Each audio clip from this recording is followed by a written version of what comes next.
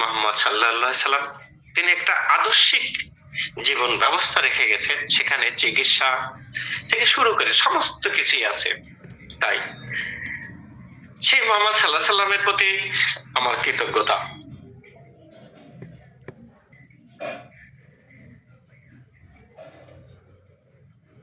আমি মহান আল্লাহের প্রতি আরো বেশি কৃতজ্ঞতা প্রকাশ করি। ডাক্তার স্যার হ্যানিম্যানকে দিয়ে রোগ ক্লিষ্ট মানুষকে রোগ মুক্তির জন্য তিনি হোমিওপ্যাথিক চিকিৎসা বিজ্ঞান দিয়েছেন। আর স্যার হ্যানিম্যান সেই বিজ্ঞান পৃথিবীর কল্যাণে আমাদের সামনে উপস্থাপন করেছেন। তাই আমি স্যার হ্যানিম্যানের প্রতি কৃতজ্ঞতা প্রকাশ করছি। হোমিওপ্যাথি কোনো রোগের চিকিৎসা করে না, অথচ আজও আমি একটি রোগ নিয়ে আলোচনা করব। হোমিওপ্যাথি রোগের চিকিৎসা না করলেও হোমিওপ্যাথি চিকিৎসা বিজ্ঞানের দাবি রোগ চিকিৎসার মাধ্যমে মানুষটিকে আদর্শ আরোগ্য সম্পাদন করা।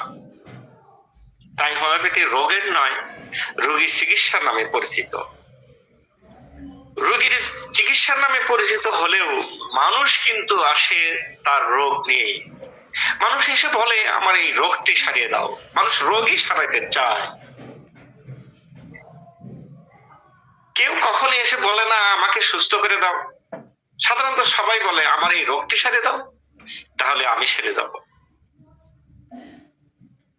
তাই এই রোগ থেকে কিভাবে রোগীর চিকিৎসা হয়, রোগ আরোগ্যের মাধ্যমে রোগী আরোগ্য করাই একজন হোমিওপ্যাথিক ডাক্তার হিসেবে আমার কর্তব্য। গ্যাংগ্রিন একটি রোগ, এই রোগের চিকিৎসা কৌশল বর্ণনা করব, যাতে এই রোগটি অতি দ্রুত আরোগ্যের মাধ্যমে রোগীটি কিভাবে আরোগ্য হবে, যাকে বলে আদর্শ আরোগ্য।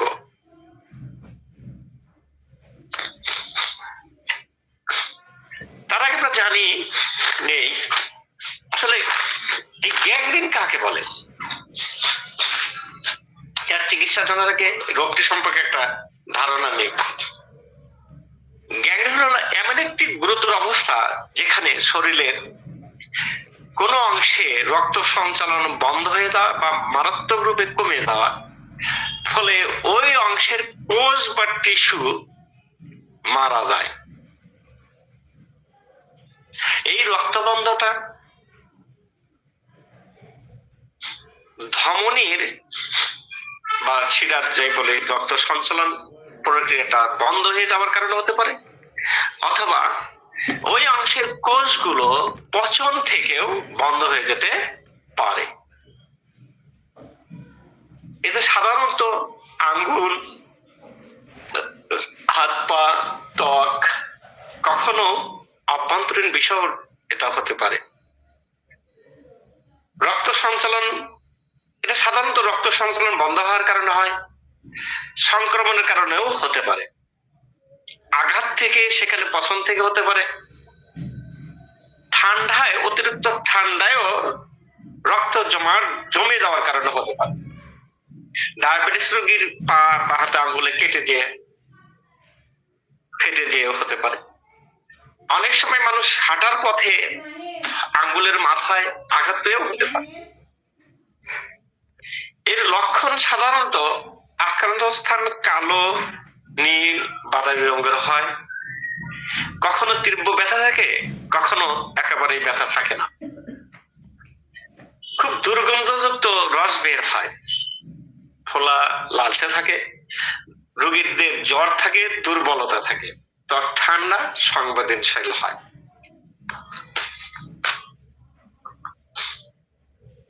আমরা যদি এই রোগীগুলোর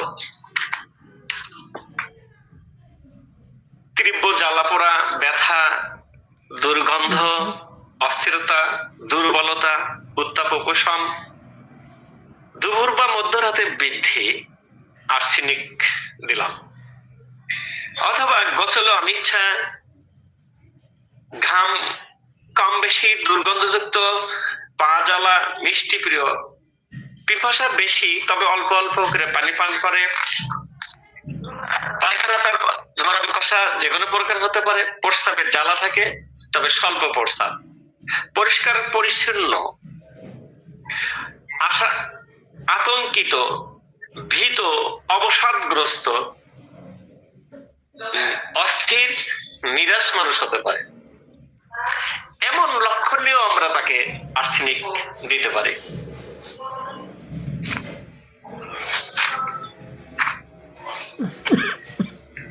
আবার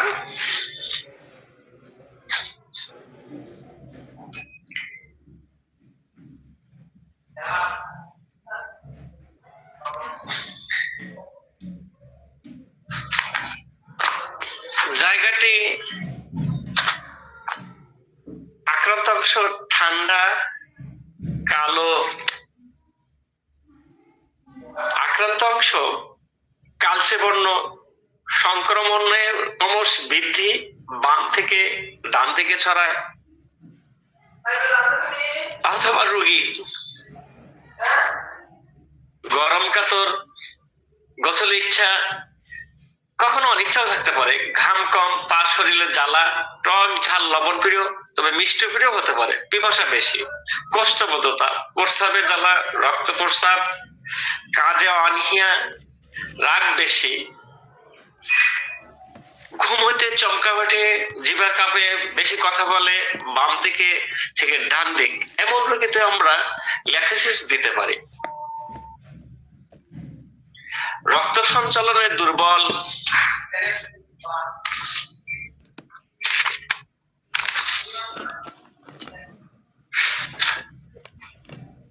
কালচে বর্ণ, ঠান্ডা অনুভূতি, জ্বালা, বাতাসে উপশম, আমরা কার্বোভেজ দিতে পারি। কিন্তু এই লক্ষণগুলো দিয়ে চিকিৎসা করলে রোগ হয়তো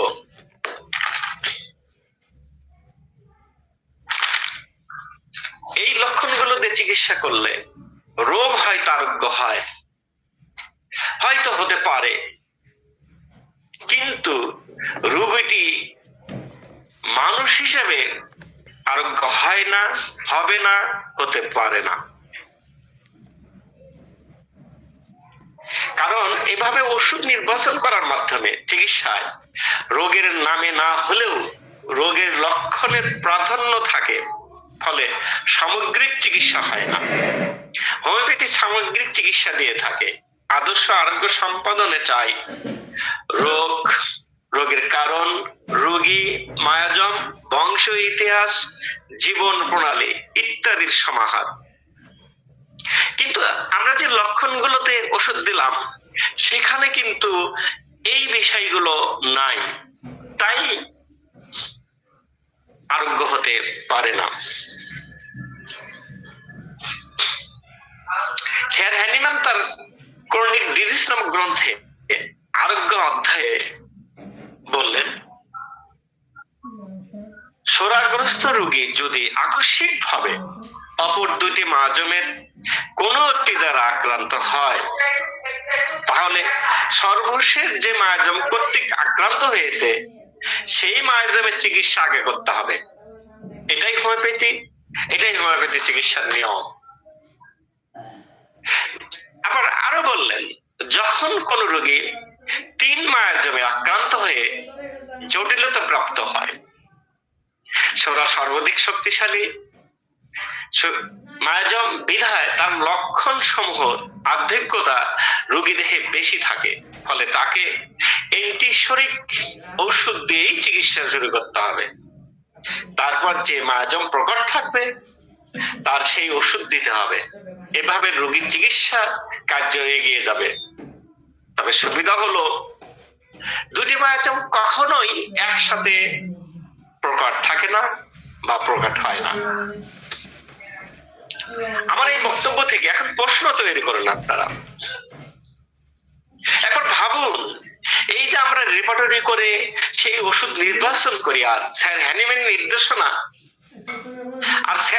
নির্দেশনা রোগী কিভাবে ওষুধ নির্বাচন হবে, কোন মায়াজমের ওষুধ আর কখন দিতে হবে, তার সাথে কি মিল হয়ে যায়? আমরা যে ওষুধটি নির্বাচন করেছি সেই ওষুধটি যদি সিফিলিটিক মায়াজম বা সাইকোটিক মায়াজমের হয়, আর রোগী যদি 3 মায়াজমে আক্রান্ত হয়, তার চিকিৎসায় নির্বাচিত সিফিলিটিক সাইকোটিক ঔষধ দিয়ে চিকিৎসা সঠিক হবে কি?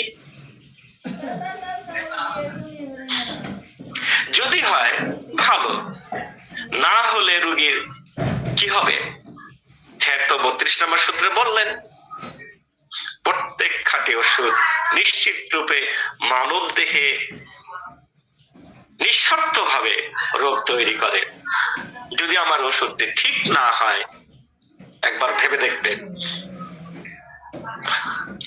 আবার ওষুধ নির্বাচনের যদি শেষ কথা হয়, তাহলে sir animal organon medicine chronic disease গ্রন্থ লেখার প্রয়োজনীয়তাই বা কি ছিল?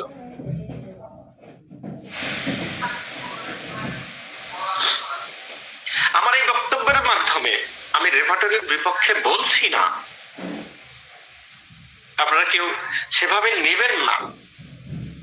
তবে আমি বলতে চাই রেপার্টরি থেকে আমরা লক্ষণ চিনব, মেডিকা থেকে আমরা ওষুধকে চিনব, organ of medicine chronic disease philosophy থেকে আমরা ওষুধ নির্বাচন করব। তবেই না স্যার হ্যানিম্যানের আদর্শ আরোগ্য সম্পাদন করতে পারবো। দেখুন, আমরা জানি দুটি বিষদৃশ্য বেদি একটি অপরটিকে বিদ্যুৎ করে না, সদস্যকে বিদ্যুৎ করে। স্যার হ্যানিম্যান তার অর্গানান গ্রন্থে 40 নং সূত্রে বললেন দুটি বিষদৃশ্য বেদি মানব দেহে দীর্ঘদিন সহাবস্থানে থাকার কারণে অথবা পাশাপাশি বসবাস করার কারণে একটি অপরটির সাথে মিশ্রিত হয়ে নতুন জটিলতা তৈরি করে, যাকে আমরা বলি মিশ্র মায়াজম। স্যার 32 নং পাদটিকায় বললেন 3টি মায়াজম একত্রে মেশে না, তাদের পছন্দসই অঙ্গ অঙ্গে আত্মপ্রকাশ করে। স্যার আরো 42 নং সূত্রে বললেন প্রত্যেক মায়াজম নিজ নিজ পছন্দসই অঙ্গে আক্রমণ করে, তাদের স্ব কার্য প্রণালী অনুসারে কাজ করে। উপরোক্ত সূত্রগুলো থেকে আমরা বলতে পারি একটি রোগে বা 2টি মায়াজম থাকতে পারে, 1 বা 2টি মায়াজম থাকতে পারে, আবার রোগীতে 3টি মায়াজম থাকতে পারে।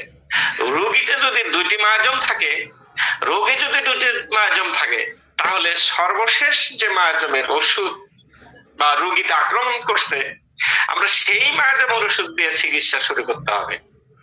আবার রোগীতে যদি 2টি মায়াজম থাকে, রোগে যদি 2টি মায়াজম থাকে কিন্তু রোগীতে যদি 3টি মায়াজম থাকে, তাহলে সেই রোগীর চিকিৎসায় শরিক মায়াজমের ওষুধ দিয়েই চিকিৎসা শুরু করতে হবে। এটাই স্যার হ্যানিম্যান তার ক্রনিক ডিজিজ নিবন্ধ সূত্রে মানে আমাদেরকে বুঝালেন। কিন্তু আমরা যে ওষুধটি নির্বাচন করি সেই ওষুধটি নির্বাচন কি কখনো এই সূত্রগুলোকে কভার করে? এই সূত্রগুলো কি অনুসরণ করে? যদি না করে তাহলে কি আমরা সেই চিকিৎসাটাকে হোমিওপ্যাথি চিকিৎসা বলতে পারি? আর সেই চিকিৎসায় কি মানুষ কি কখনো সুস্থ হতে পারে?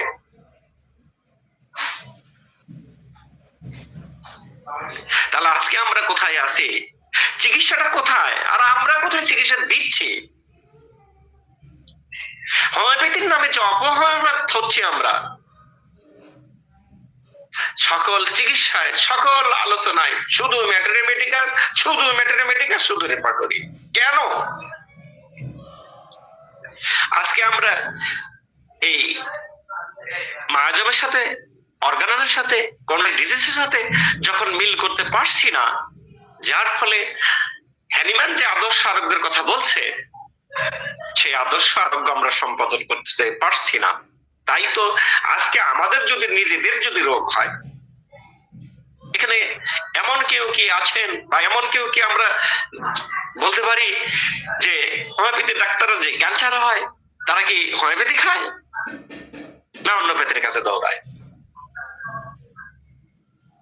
কেন দৌড়াইতে হয়? দৌড়াতে হয় এই কারণে আমরা লক্ষণ ভিত্তিক ওষুধ দেই, আর লক্ষণ ভিত্তিক ওষুধ দেওয়ার কারণে রোগী আরোগ্য হয় না, হলেও অনেক সময় নেয়। স্যার হ্যানিম্যান তার অর্গানন গ্রন্থের দ্বিতীয় সূত্রেই বলছেন অতি দ্রুত আরোগ্য সম্পাদন করতে হবে, বিনা উপদ্রবে, বিনা কষ্টে, বিশ্বাসযোগ্য উপায়ে। সেই বিশ্বাসযোগ্যটা কোথায়? আমরা নিজেরাই অর্জন করতে পারিনি। কেন পারিনি? পারিনি হলো আমরা অর্গাননের কাছে নাই।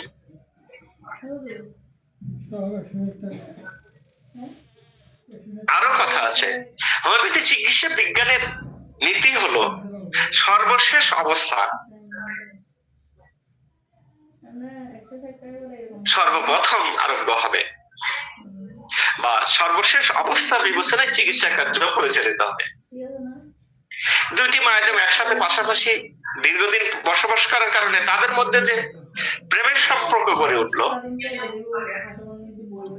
সেই সম্পর্কে তারা মিলন আবদ্ধ হয়ে নতুন মিশ্র মায়াজম হলো।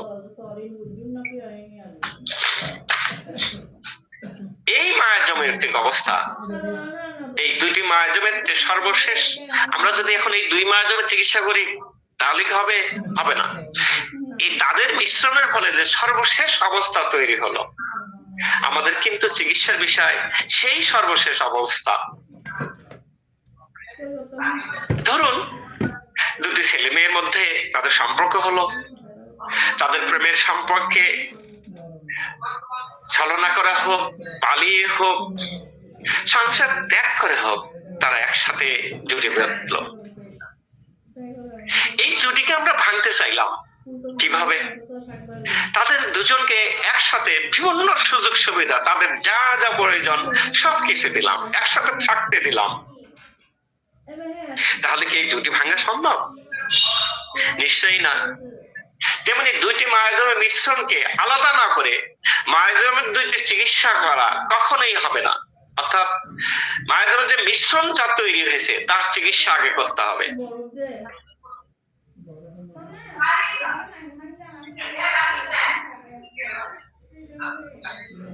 আজকে যে আমি গ্যাংগ্রিন নিয়ে কথা বলছি, সেই গ্যাংগ্রিন রোগীর এই রোগটির মধ্যে দেখুন দুটি মায়াজম থাকতে পারে, কিন্তু আমাকে নির্বাচন করতে হবে এই রোগটির মাধ্যমে কি কি মায়াজম আছে, কোন কোন মায়াজম আছে,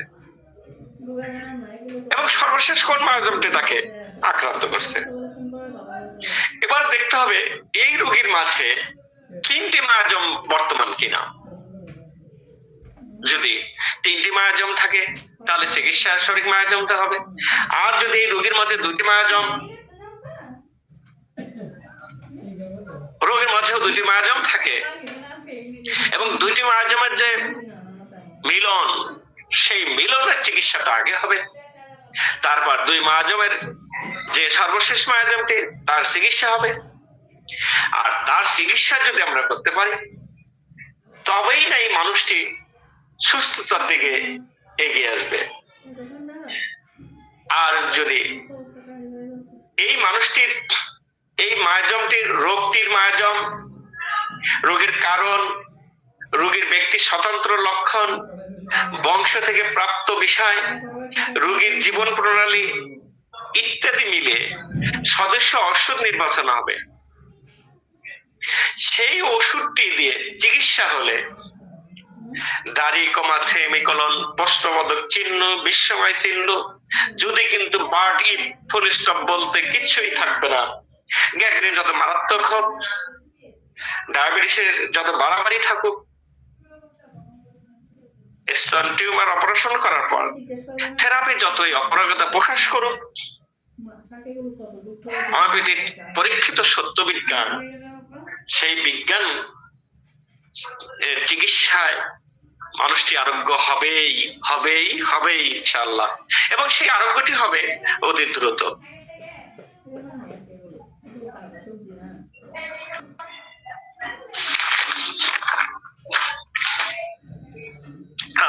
এই চিকিৎসাটা হবে নির্ভেজাল, এই চিকিৎসাটা হবে নির্ভেজাল।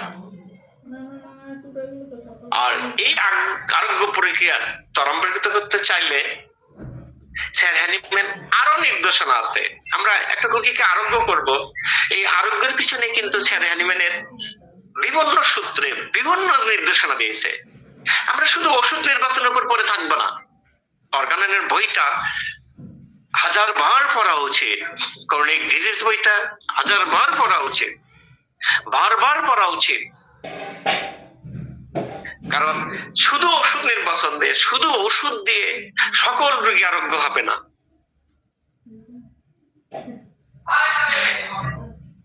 তিনি তাই বিভিন্ন সূত্রে বিভিন্ন কিছু বলে গেছে। আমরা সেই বিভিন্ন কিছুগুলো কি, আমি আপনাদের এই যে রোগীর কথা বললাম, যারা গ্যাংগ্রিন, যারা টিউমার অপারেশন করে ভালো হচ্ছে না, কেমোথেরাপিতেও কিছু হচ্ছে না, যারা সজ্জাগত কোনোভাবেই আরোগ্য হচ্ছে না, তাদেরকে 77 সূত্রের আলোকে জীবন প্রণালী একটু পরিবর্তন করে দিন। দেখুন, শুরুতে আমি কি বলছি, আমরা গ্যাংগ্রিন সম্পর্কে কি জানি?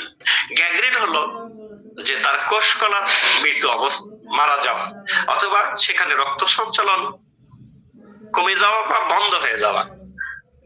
তাহলে সেই অংশের পচন ধরে।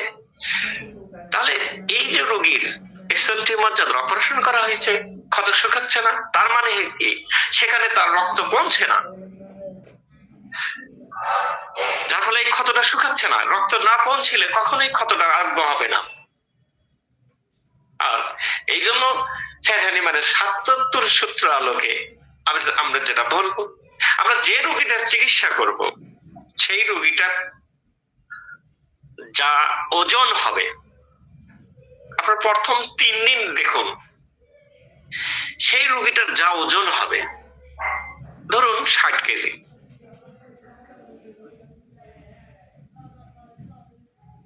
তাকে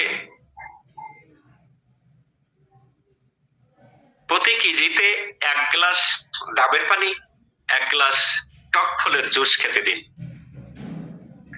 প্রথম 3 দিন একেবারে খাদ্য, রান্না করা খাবার বন্ধ করে দিন। আবার আরেকটা জিনিস বলি, সেটা হচ্ছে যে কোনো খাবার শরীরের উপযোগী হইতে অনেক সময় 12 ঘন্টার সময় লেগে যায়। এই 12 ঘন্টার জন্য আমরা তাকে, তাহলে যে কোষকলাগুলো খাবারের হজম প্রক্রিয়ার সাথে খাবারকে শরীরে উপযোগী করার জন্য তৈরি করতে 12 ঘন্টা যদি সময় লেগে যায়, তাদের যদি 12 ঘন্টার আগেই আমরা খাবার দেই, তাহলে সেই সমস্ত কোষকলাগুলো, টিস্যুগুলো কখনোই বিশ্রাম পায় না। আর বিশ্রাম না পেলে কখনোই তারা সুস্থতার দিকে আসতে পারবে না। এই জন্য এই রোগীগুলোকে আপনারা দিনে 24 ঘন্টার যে কোনো একটা সময় 14 ঘন্টা খাবার বন্ধ করে দিন। অর্থাৎ সন্ধ্যা 6টা পর্যন্ত থেকে সকাল 8টা পর্যন্ত খাবার বন্ধ করে দিন।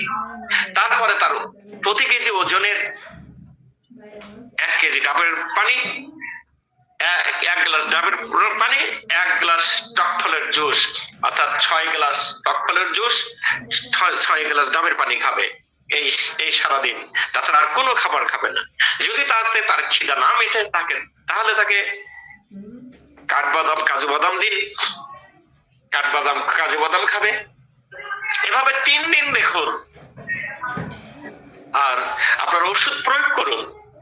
এই 3 দিনের মধ্যে আপনার প্যাথোলজিক্যাল রিপোর্ট তৈরি করুন, দেখবেন আপনার রিপোর্ট আপনার পক্ষে। আপনার ওষুধ প্রয়োগ করুন, রোগীর রোগ, রোগের কারণ, লক্ষণ, মায়াজম, বংশীয় বিষয়, তার ব্যক্তি স্বতন্ত্রতা মিলে ওষুধ প্রয়োগ করুন। এই ওষুধটা রোগীর মুখে দিন, দিয়ে 1 সেকেন্ড পর জিজ্ঞাসা করুন যে আপনার ব্যথা এখন কেমন, বা আপনার কেমন লাগছে। তখনই ব্যথা কমবে না, কিন্তু তখনই রোগী বলবে যে আমি ভালো হবার পথে। 10 মিনিট পরে জিজ্ঞাসা করুন, তিনি বলবেন যে আমার ব্যথাটা কমে গেছে, আমার কষ্টটা কমে গেছে। 3 দিন পর, আপনার 24 ঘন্টার পরেও প্যাথোলজিক্যাল রিপোর্ট তৈরি করে দেখতে পারেন, দেখবেন যে রিপোর্ট আপনার পক্ষে, হোমিওপ্যাথির পক্ষে।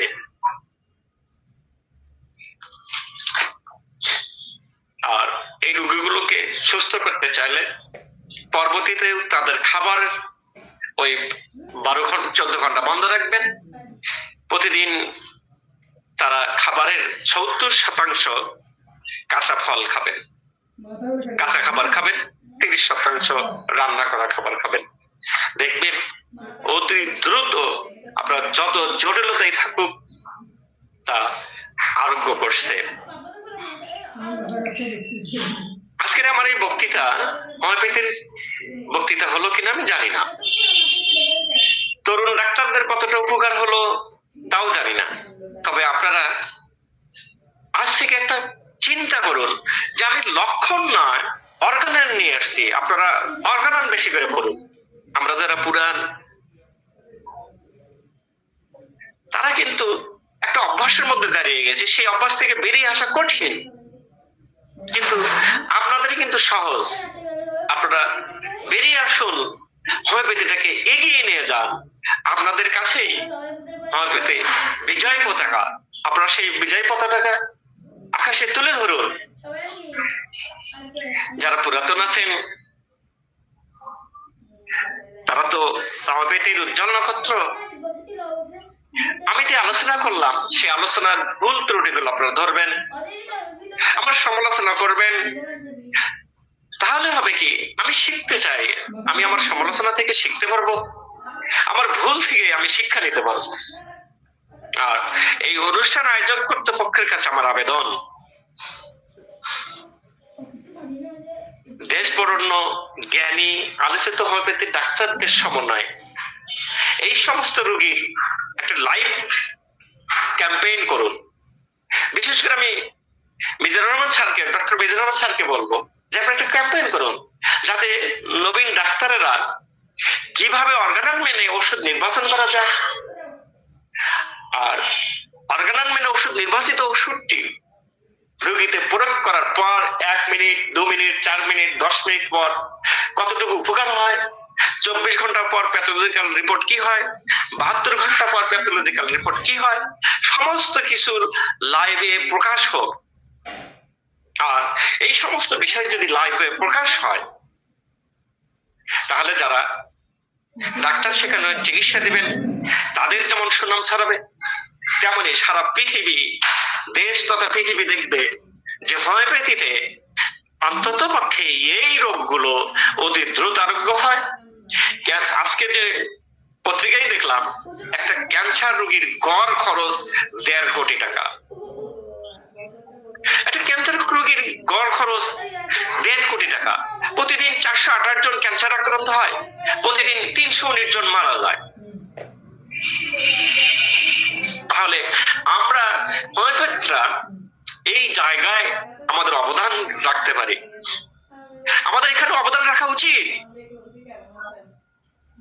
আর সেই অবদান রাখতে গেলে এরকম ক্যাম্পেইন প্রয়োজন, যার মধ্যে আমরা আমাদের সাফল্যগুলো তুলে ধরতে পারি, হোমিওপ্যাথির উন্নয়ন অগ্রযাত্রা, অগ্রগতি দ্রুত প্রসারিত করতে পারি। এই আশাবাদ রেখে আমি আজকে আমার আলোচনা শেষ করছি। আল্লাহ হাফেজ।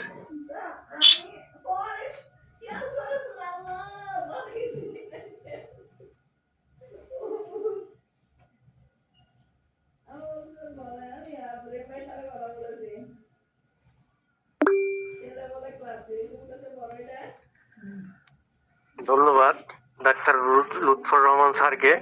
আজকে অসাধারণ একটা আলোচনা শুনলাম গ্যাংগ্রিনের উপরে, অর্গানন, ক্রনিক ডিজিজ এবং ম্যাট্রিমেডিকার সমন্বয়ে অসাধারণ একটা আলোচনা। তো ডাক্তার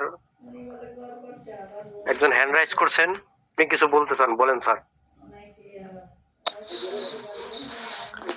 জি, স্যারকে অসংখ্য ধন্যবাদ জানাই অত্যন্ত মূল্যবান আলোচনা রাখার জন্য। তো আমি আসলে স্যারের আলোচনা চলাকালীনই মেসেজ করছিলাম, মূলত আমি কিছু স্যার আলোচনা আরো লম্বা করবে, মেডিসিন নিয়ে কিছু আলোচনা হবে। তো সেক্ষেত্রে স্যার যেই মায়াজম ভিত্তিক মেডিসিন নির্বাচন এর পরবর্তী রোগীর চিকিৎসার যে ধাপগুলা বলছেন ওই বিষয়টার উপরে একটু প্র্যাকটিক্যাল মায়াজম ভিত্তিক মেডিসিন দিয়ে উদাহরণ দিয়ে একটা দুইটা কথা বলার জন্য চাইছিলাম আর কি স্যার, এটা বলার জন্য দিছি আর কি। হ্যাঁ স্যার, আজকে মানে আমিও চাইছিলাম এমন একটা কিছু। আজকে আমার চেম্বারের রোগী, একটা রোগীর সুস্থ হবার রেকর্ড আমি আমার যে সহকারীটা আছে ওকে বলছিলাম যে তুমি ভিডিও করাইছি।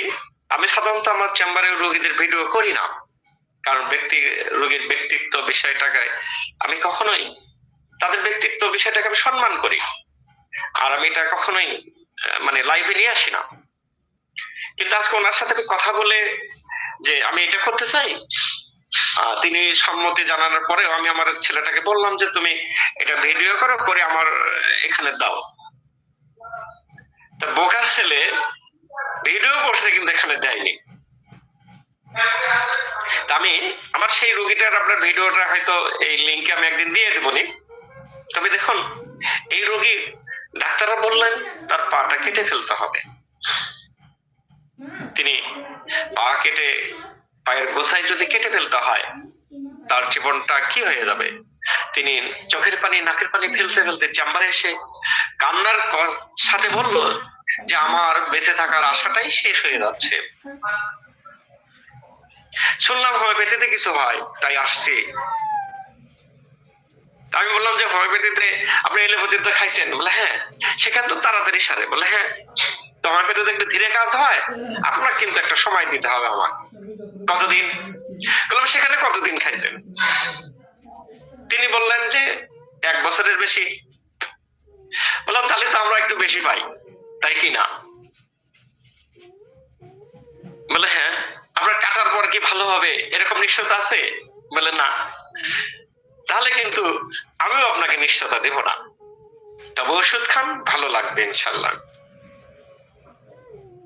তার আরো যোগ জিজ্ঞাসা করলাম যে আপনার আর কি রোগ আছে? তিনি বললেন তার পিঠে একটা ব্যথা। তিনি বললেন তার নাকে পলিপস আছে, সর্দি তেমন হয় না। তিনি বললেন পা থেকে কোমর পর্যন্ত একটা ব্যথা, আমি 10 পা হাঁটতে পারি না, বসে যেতে হয়। তার এই রোগ লক্ষণগুলো নিলাম। এই সমস্ত রোগ লক্ষণের মধ্যেই তাকে আমি পেলাম 2টা মায়াজম। তাকে তখন মানসিক বিষয়টা আমি জিজ্ঞাসা করলাম যে আপনার ছোট্টবেলা থেকে এখন পর্যন্ত রাগ কেমন? তিনি বললেন যে আমার রাগ ভয়ঙ্কর। যখন রাগ হয় আমি দিক কিচ্ছু বুঝি না, কি বলি আর না করি কোনো চিন্তাই আমার মাথার মধ্যে থাকে না। তারপরে তিনি বললেন আবার তাৎক্ষণিক ভাবে আমার রাগটা পড়ে যায়, আমি খুব কষ্ট পাই যে আমি কি করলাম। তার বংশ ইতিহাসে যক্ষা আছে, তাহলে রোগীর মধ্যে সোরাসিফিলিস, সাইকোসিস সবই আছে, কিন্তু রোগগুলো 2টা। রোগের মধ্যে মায়াজম 2টা। অর্থাৎ এখন আমি তাকে ওষুধ দেব কিভাবে? মানে নির্দেশনা তো শরীর মায়াজম থেকে। তাই তার আরো খোঁজ নিলাম যে আরোগ্য পথে কোনো বাধা আছে কিনা। আপনার 3 নং সূত্র যদি পড়েন তাহলে সেখানে পাবেন যে আরোগ্য পথের বাধা। এই রোগীর আরোগ্যের পথের বাধা আমি খুঁজলাম। কি খুঁজলাম? খুঁজে পেলাম যে তেনার বাবাকে ছোটবেলায় কুকুরের আঁচড় লাগার ইতিহাস আছে। ওনার মায়ের একটা সন্তান জন্মের পর মারা যাওয়ার ইতিহাস আছে। তাহলে এখন দেখুন, এই যে তার পায়খানা প্রস্রাব কষ্টবদ্ধতা, প্রস্রাব ঘন, তিনি বেশি কথা বলার চেষ্টা করেন। আমি লক্ষণ নিলাম আরোগ্য পথের বাধা, তার বাবাকে কুকুরের আঁচড় লাগা, তার রাগটা ভয়ঙ্কর, এখনই ওঠে এখনই থেমে যায়। তার কষ্টবদ্ধতা, প্রস্রাবের সমস্যা, রোগটা ভয়ঙ্কর, কেন কথা বলার সময় নেই যে আমার শরীর মায়াজমের ওষুধ নির্বাচন করতে হবে। তাই তাকে আমি লাইসিন, দেখেন রোগের লক্ষণ, রোগীর লক্ষণ, রোগ সমস্ত কিছু মিলিয়ে তাকে আমি প্রয়োগ করি। 7 তারিখে, আজকে 30 তারিখ, তার পায়ের ঘা নেই, তার পাটা স্বাভাবিক, তার প্যাথোলজিক্যাল রিপোর্টে তার আর কিচ্ছু নেই, শুধু পাটার ব্যথা আছে। এই ব্যথাটা দূর করতে গেলে আমাকে দ্বিতীয় ওষুধ আসবে তার বাবার যক্ষাকে, তার বংশ ইতিহাসে যক্ষাকে প্রাধান্য দিয়ে, আর যক্ষার প্রাধান্য দেওয়ার ওষুধ দেওয়ার পর তার এই ব্যথাটা থাকবে না। তার নাকের পলিপসের তার পরবর্তী ওষুধ সাইকোটিক থেকে হবে। তাহলে দেখবেন হয়তো বেশি সময় লাগবে না, 2-3 মাসের মধ্যে এই রোগী স্থায়ী সমাধান হবে ইনশাল্লাহ। ওর এই ভয়ঙ্কর রাগটাও থাকবে না, ও এরকম খারাপ আচরণ আর করবে না। শুধু রোগটা নয়, তার আচরণের পরিবর্তনও হতে হবে। এই মানুষটি আর খারাপ আচরণ করবে না ইনশাআল্লাহ। আর এটাই হোমিওপ্যাথি, আর এই হোমিওপ্যাথিকে আমাদের ধারণ করতে হবে। ধন্যবাদ। আপনার প্রশ্নের উত্তর হয়তো দিতে পারছি। জি স্যার, আমার আর একটা কথা জানার ছিল, সেটা হচ্ছে যেসব মেডিসিন গুলা মিক্স মায়াজম ধারণ করে, 3টি মায়াজমের উপরে কাজ করে বা 2টি মায়াজমের উপরে কাজ করে, এক্ষেত্রে আমরা মানে কি সূত্র ধরে কোনটা ধরবো আর কি, যে মিক্স মায়াজমের মেডিসিন গুলা ধরবো না শুধু যেগুলা পিওর 1-2টা সোরিক বা 1-2টা সাইকোটিক বা 1-2টা সিফিলিটিক আছে, ওই দৃষ্টিকোণ থেকে নিব? আপনি দেখেন ছেড়ে নেবেন। আরেকটা কথা বলছেন, সম্ভবত 42 নম্বর 43 নম্বর সূত্রেই, 42 নম্বর সূত্রে, যে 3টি মায়াজম আক্রান্ত করলেও জীবনের শক্তি কিন্তু 3 জনের প্রতি প্রতিক্রিয়া প্রকাশ করে। অতএব আপনার মিশ্রণটা যদি আগে না ছাড়াইতে পারেন, বিষয়টাকে দেখেন, মিশ্রণটা যদি আগে না ছাড়াই, 2টা ছেলে মেয়ের উদাহরণ দিলাম আমি, তাদের যদি একসাথে বসবাস করতে দেই, আলাদা করতে পারবো না। তাদের প্রথমত বসবাস ছিন্ন করতে হবে, তাদের সুযোগ সুবিধা বন্ধ করে দিতে হবে। তারপর তাদের সুযোগ সুবিধা, তার বিচ্ছিন্নতা যখন হলো, এই দুজনের মধ্যে যে প্রকট, তখন তাকে আগে ঠান্ডা করতে হবে। বিষয়টা এরকমই। দেখেন, যে মায়াজম 2টার কারণে সে 3 মানে জটিলতা প্রাপ্ত হয়েছে, সেই জটিলতা প্রাপ্তটা আগে ছাড়াইতে হবে।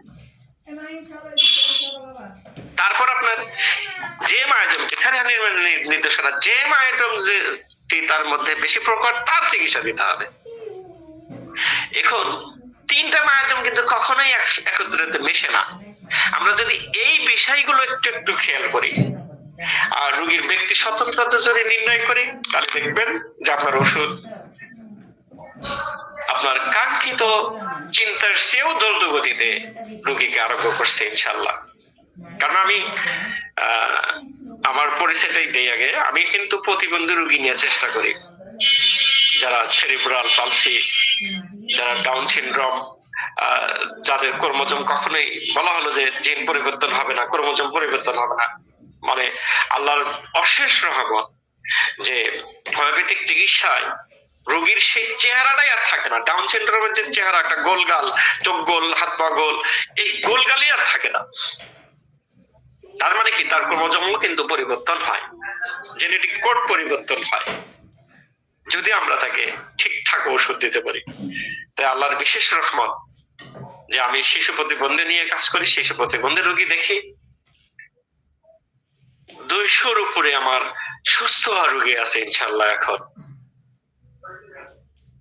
আপনারাও চেষ্টা করেন, আপনারাও প্রত্যেকেই সফল হবেন ইনশাল্লাহ। আসসালামু আলাইকুম স্যার। আসসালামু আলাইকুম।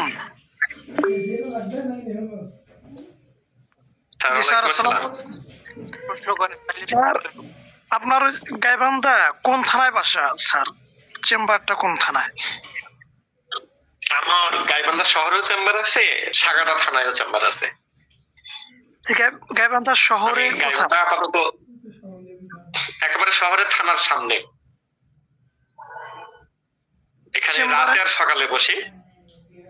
আরোই হোমি আরোগ্য ভবন, গাইবান্ধা সদর থানার দক্ষিণ মানে সীমানার পূর্ব পাশেই, মানে থানার যে সীমানা প্রাচীর আছে, সীমানা প্রাচীরের পূর্ব পাশেই আমার চেম্বার, আরোই হোমি আরোগ্য ভবন নাম দিয়ে। আর ওই ওখানে প্রতিদিন বসেন স্যার? তার প্রতিদিন সন্ধ্যার পরে বসি। প্রতিদিন সন্ধ্যা। জি স্যার, দেখি তাহলে আমি কাল আপনার সাথে দেখা করবো স্যার ইনশাআল্লাহ। আপনার একটু নাম্বারটা। হ্যাঁ, 01718659930। আসসালামু আলাইকুম স্যার, আমি মোস্তফা কামাল বলতেছিলাম স্যার, গাইবান্ধার সিএনজি স্টাফ। ওয়ালাইকুম আসসালাম স্যার। জি স্যার, কেমন আছেন বলুন স্যার। আলহামদুলিল্লাহ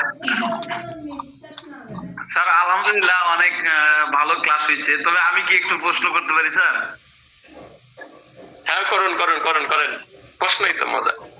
স্যার, আসলে আমি আপনার ব্যক্তিগত বিষয় নিয়ে প্রশ্ন করতে চাচ্ছি যে আসলে হোমিওপ্যাথিতে তো সব রোগ ভালো হয়, তো আপনি গ্যাংগ্রিন নিয়ে আগাচ্ছেন কেন? গ্যাংগ্রিন বাল্কি না, আমি তো প্রতিবন্ধী নিয়ে আগাচ্ছি। হ্যাঁ, আমি এখানে রোগ ভিত্তিক আলোচনা করার পিছনে আমার একটা স্বপ্ন আছে। সেই স্বপ্নটা হলো যে আমি একটা হাসপাতাল করতে চাই সেখানে, কারণ আজকে মানুষ সাবজেক্টরি ডাক্তারকে খোঁজে। আমাদের সেই চিকিৎসা কেন্দ্রে একজন সাবজেক্ট ভিত্তিক ডাক্তার থাকবে। আমি গাইবান্ধা খুব শীঘ্রই হয়তো একটা ক্যান্সার হাসপাতাল বা এরকম একটা মানে বিল্ডিং নেওয়ার চিন্তা ভাবনা চলছে আমাদের কয়েকজন মিলে। সেখানে একটা ডাক্তার একটা রোগ দেখবে, কারণ যেহেতু এটা পরিচালিত। আর আমরা জনগণকে যদি বুঝাইতে যাই যে এইরকম বড় রোগ সারে, কখন সারে? আপনার ক্যান্সারের রোগী এত হওয়ার পরও আসবে না, শুরুতে আসে না, কিন্তু যখন গ্যাংগ্রিন রোগীটা ভালো হয়েছে তখন ওই টিউমার আলা রোগীটাও কিন্তু আসবে, যে অপারেশন করে যখন ভালো হচ্ছে না, আমি অন্তপক্ষে এই ক্ষতটা শুকানোর জন্য আসি। ওই ক্ষত শুকানোর জন্য আসুন। 10 জন যখন আমরা যে ব্যক্তিগত ভাবে যেটা আরোগ্য করছি, এটা কিন্তু আমার ব্যক্তি লাভ হয়, হোমিওপ্যাথির লাভ হচ্ছে না। আর হোমিওপ্যাথি লাভ করতে গেলে এরকম একটা বড় প্রতিষ্ঠান করতে হবে যেখানে চিকিৎসা নেওয়ার জন্য মানুষ বলে যে হোমিওপ্যাথিক চিকিৎসা কেন্দ্রে যাও, ডাক্তার কাছে যাও না, হোমিওপ্যাথিক চিকিৎসা কেন্দ্রে। আর এই স্বপ্নটা নিয়ে আমার একটা চিন্তা, যার ফলে এই রোগ ভিত্তিক আলোচনা। প্রশ্নটাকে শোনার জন্যই আমি এই প্রশ্নটা করছি। যাক, আলহামদুলিল্লাহ অনেক ভালো, অনেক ভালো লাগছে স্যার, অনেক সুন্দর আলোচনা হয়েছে। তো স্যার, আসলে মায়াজমের যে স্বরূপটা, এটা তো আমরা বুঝি না, আমি বিশেষ করে একদমই বুঝি না। এটা আমাকে বুঝতে হবে খুব ভালো করে, গভীর ভাবে। এর জন্য কি আসলে কি কোনো বই পাওয়া যাবে স্যার, না আসলে এমনি কোনো সেমিনার বা আপনার কোনো এরকম, যেমন কিছুদিন আগে যে আসলে এরকম তো অনেক বই পড়তে হয়। এক মায়াজমের উপরে হয়তো আমার 60-70টা বই আছে মায়াজমকে বোঝার জন্যই। স্যার, কোন কোন বই পড়লে ভালো হয় একটু সাজেস্ট করবেন? আর এর মধ্যে শব্দ এটা কোনো নির্দিষ্ট নাই। আমি প্রথমত বলবো যে ক্রনিক ডিজিজ, ডক্টর কেন্টের ফিলোসফি আর অর্গানন, এই 3টা বই আমাদেরকে বারবার পড়ার দরকার, 1000 বার পড়ার দরকার। এই বইগুলো আমাদের শিক্ষা দেবে। আর মায়াজমকে শোনার সোজা ভাবে বোঝার জন্য হয়তো একটা দুটা কখনো যদি সময় সুযোগ হয় ক্লাস নিব। যেমন আমি একটা কথা দিয়ে আজকে একটা মায়াজম বুঝে দেই, কম কম, বেশি বেশি, ক্ষত ক্ষত, ক্ষয় ক্ষয়। এই 4টা শব্দ যদি আমরা মনে রাখি তাহলে মায়াজমকে চেনা যায়। যাবতীয় কম, বুদ্ধি কম, নরচরণ কম, এই যাবতীয় কম হচ্ছে সোরা মায়াজম।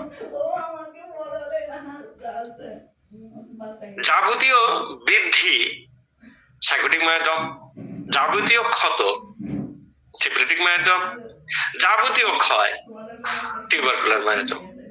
টিউবারকুলার মায়াজম তো বলা যায় না, ডায়াথিটিস বলতে হয়, টিউবারকুলার ডায়াথিটিস। তো এভাবে বোঝানো যাবে, সহজ করে দেওয়া যাবে ইনশাল্লাহ। আসসালামু আলাইকুম স্যার। স্যার আসলে অনেক সুন্দর হয়েছে স্যার আপনার মায়াজমের বিষয়টা, কিন্তু কোন মায়াজমের কোন মেডিসিন সেরা কোথায়, এই জিনিসগুলো আমাদের উপলব্ধিতে আনতে হবে স্যার। আসলে এর পরবর্তীতে আপনার সেমিনার কবে আছে চেম্বারে? আমি আসবো, আমি শুধু শুক্রবার আসতে পারি না, এর পরবর্তীতে আমি সময় দেবো ইনশাআল্লাহ। স্যার যদি জানাইতেন। আমরা 23শে জানুয়ারি শুক্রবার যশোরে আসেন। আমরা কিছু প্র্যাকটিক্যাল ক্লাস দিয়ে, প্র্যাকটিক্যাল রোগী দিয়ে মায়াজমকে চেনাবো, শেখাবো। স্যার ওখানে আপনার 1000 টাকা দিলে বিক্রি হবে। চেম্বার শিখতে থেকে গেলে কষ্ট করতে হবে, আসুন সেখানে। জি স্যার, আপনার চেম্বার থেকে আমার চেম্বারের দূরত্ব 5 টাকা ভাড়া। আমি আগে আপনার কাছে যাব, এরপরে হচ্ছে যাব যশোরে স্যার। তো আপনি কবে সময় দিবেন সেই অনুযায়ী যাবো ইনশাআল্লাহ।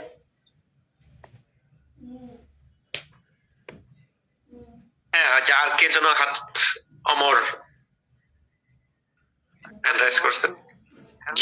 আসসালামু আলাইকুম স্যার, ভালো আছেন? আলহামদুলিল্লাহ। স্যার, যে বিষয়টি ছিল অত্যন্ত সুন্দরভাবে আলোচনা করেছেন। স্যারের কাছে যে আমাদের সুরিক, সাইকোটিক এবং হলো সিফিলিটিক এই মায়াজমের কোন কোন মেডিসিন গুলো ভালো কাজ করে, এটি যদি আমাদের একটু বলতেন। আর পাশাপাশি হলো এখানে আপনি প্রথমেই লাইসিন দিয়ে শুরু করছেন, আরো তো সুরিক মায়াজমের অন্যান্য ওষুধ ছিল, সেগুলোকে না দিয়ে লাইসিন দিয়ে শুরু করছেন, এটা যদি একটু একটু বলতেন তাহলে আমি ভালো তো হতো। আপনাকে বললাম যে লাইসিন আপনার ওষুধের উৎসকে পড়বেন। লাইসিন ওষুধটা তৈরি হয়েছে কুকুরের লালা থেকে। কুকুরের রাগ কেমন? এই মুহূর্তেই ভয়ঙ্কর রাগ ওঠে, আবার দুই কুকুর ঝগড়া করতে করতেই থেমে যায়, অনুতপ্ত হয়। কুকুরের জ্ঞান বেশি, কি বুদ্ধি বেশি, জ্ঞান কম। আপনি একটা যে কোনো ওষুধ পড়ুন, তার উৎস থেকে পড়ুন, তাহলে রোগীর জীবনের সাথে সেটা মিলে যাবে। আর যদি না মিলে, আপনি ল্যাকিসিস পড়বেন, সাপকে ভাবুন, সাপ কেমন, শরীর ঠান্ডা। ল্যাকিসিসের রোগী যদি গরম থাকে, সারা জীবন ওষুধ দিয়ে আপনি তাকে সুস্থ করতে পারবেন।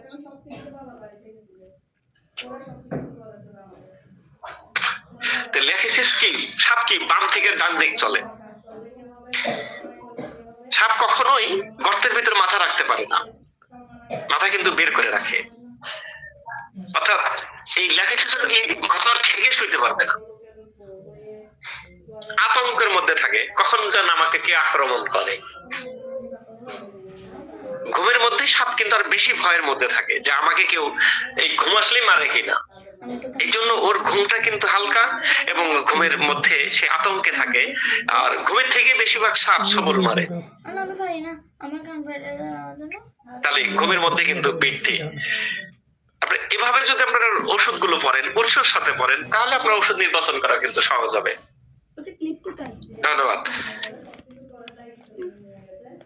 জি স্যার, আপনি তো অত্যন্ত সুন্দরভাবে উত্থাপন করেছেন। স্যার কাছে একটা প্রশ্ন আমার থাকবে, যেহেতু আপনি অনেক রোগীগুলোকে সাকসেসফুল করেছেন, আপনি যদি একটি বই আকারে লিপিবদ্ধ করতেন বা আমাদেরকে একটা বই উপহার দিতেন, যেমন ডাক্তার হাসান মির্জা স্যার, যে উনি যেভাবে বইটা লিখেছেন, আমার শহীদ শেখের অভিজ্ঞতা, যা নবীন ডাক্তারদের জন্য আমাদের জন্য অত্যন্ত উপকার আসছে, ঠিক তেমনি ভাবে আমি মনে করি আপনি যে প্রতিবন্ধী সহ আরো বিভিন্ন রোগীদেরকে সফলভাবে ভালো করেছেন, সেই আলোকে কেস টেকিং এর মাধ্যমে যে করতেছেন, সেটা যদি একটি বই আকারে প্রকাশ করতেন, তাহলে মনে হয় আরো বেশি ভালো হতো স্যার।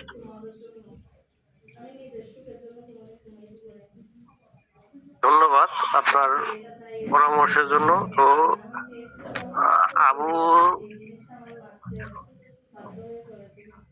আবু জাকারিয়া সাহেব কিছু বলতে চাইছিলেন, বলেন স্যার। আবু জাকারিয়া। আসসালামু আলাইকুম ওয়ালাইকুম আসসালাম। স্যার। স্যারের প্রতিবন্ধী এই রোগীর সাকসেস রেট কেমন? আর ওই আমার কথাটা পূর্বের জন ওমর ভাই বলে ফেলছে যে যেহেতু অনেকগুলো স্যার যেহেতু বললো 200+ রোগী আমার সাকসেস হয়েছে, যদি ওইভাবে একটা কেস টেকিং এর আলোকে যদি ওই যেভাবে প্র্যাকটিক্যাল করে, যেভাবে আপনার কেস টেকিং নিয়েছে স্যার, নেওয়ার পর কি কি ওষুধ দিয়েছে, এই 200 রোগীর করলে একটা বাস্তব অভিজ্ঞতা নবীনরা শিখতে পারবে এবং স্যার আমাদের মাঝে অমর হয়ে থাকবে। এটাই আমার প্রত্যাশা স্যারের প্রতি। ধন্যবাদ ডাক্তার আবু জাকারিয়া স্যারকে সুন্দর পরামর্শের জন্য। রহমান স্যার কিছু বলতে চাইতেছেন, বলেন স্যার। জি স্যার, আমি বলতে চাইছিলাম কি, মানে যে কোনো একটা দিন মানে স্যারকে দিয়ে মা আজম সম্পর্কে ক্লাস করালে কেমন হয়? সেদিন শুধু মা আজম সম্পর্কে আমরা জানবো আর কি। এটা ভালো হয়, এটা ডাক্তার সেলিম স্যারের সাথে যোগাযোগ করে এরপরে আপনারা সময় ঠিক করে নিয়েন, ঠিক আছে? তো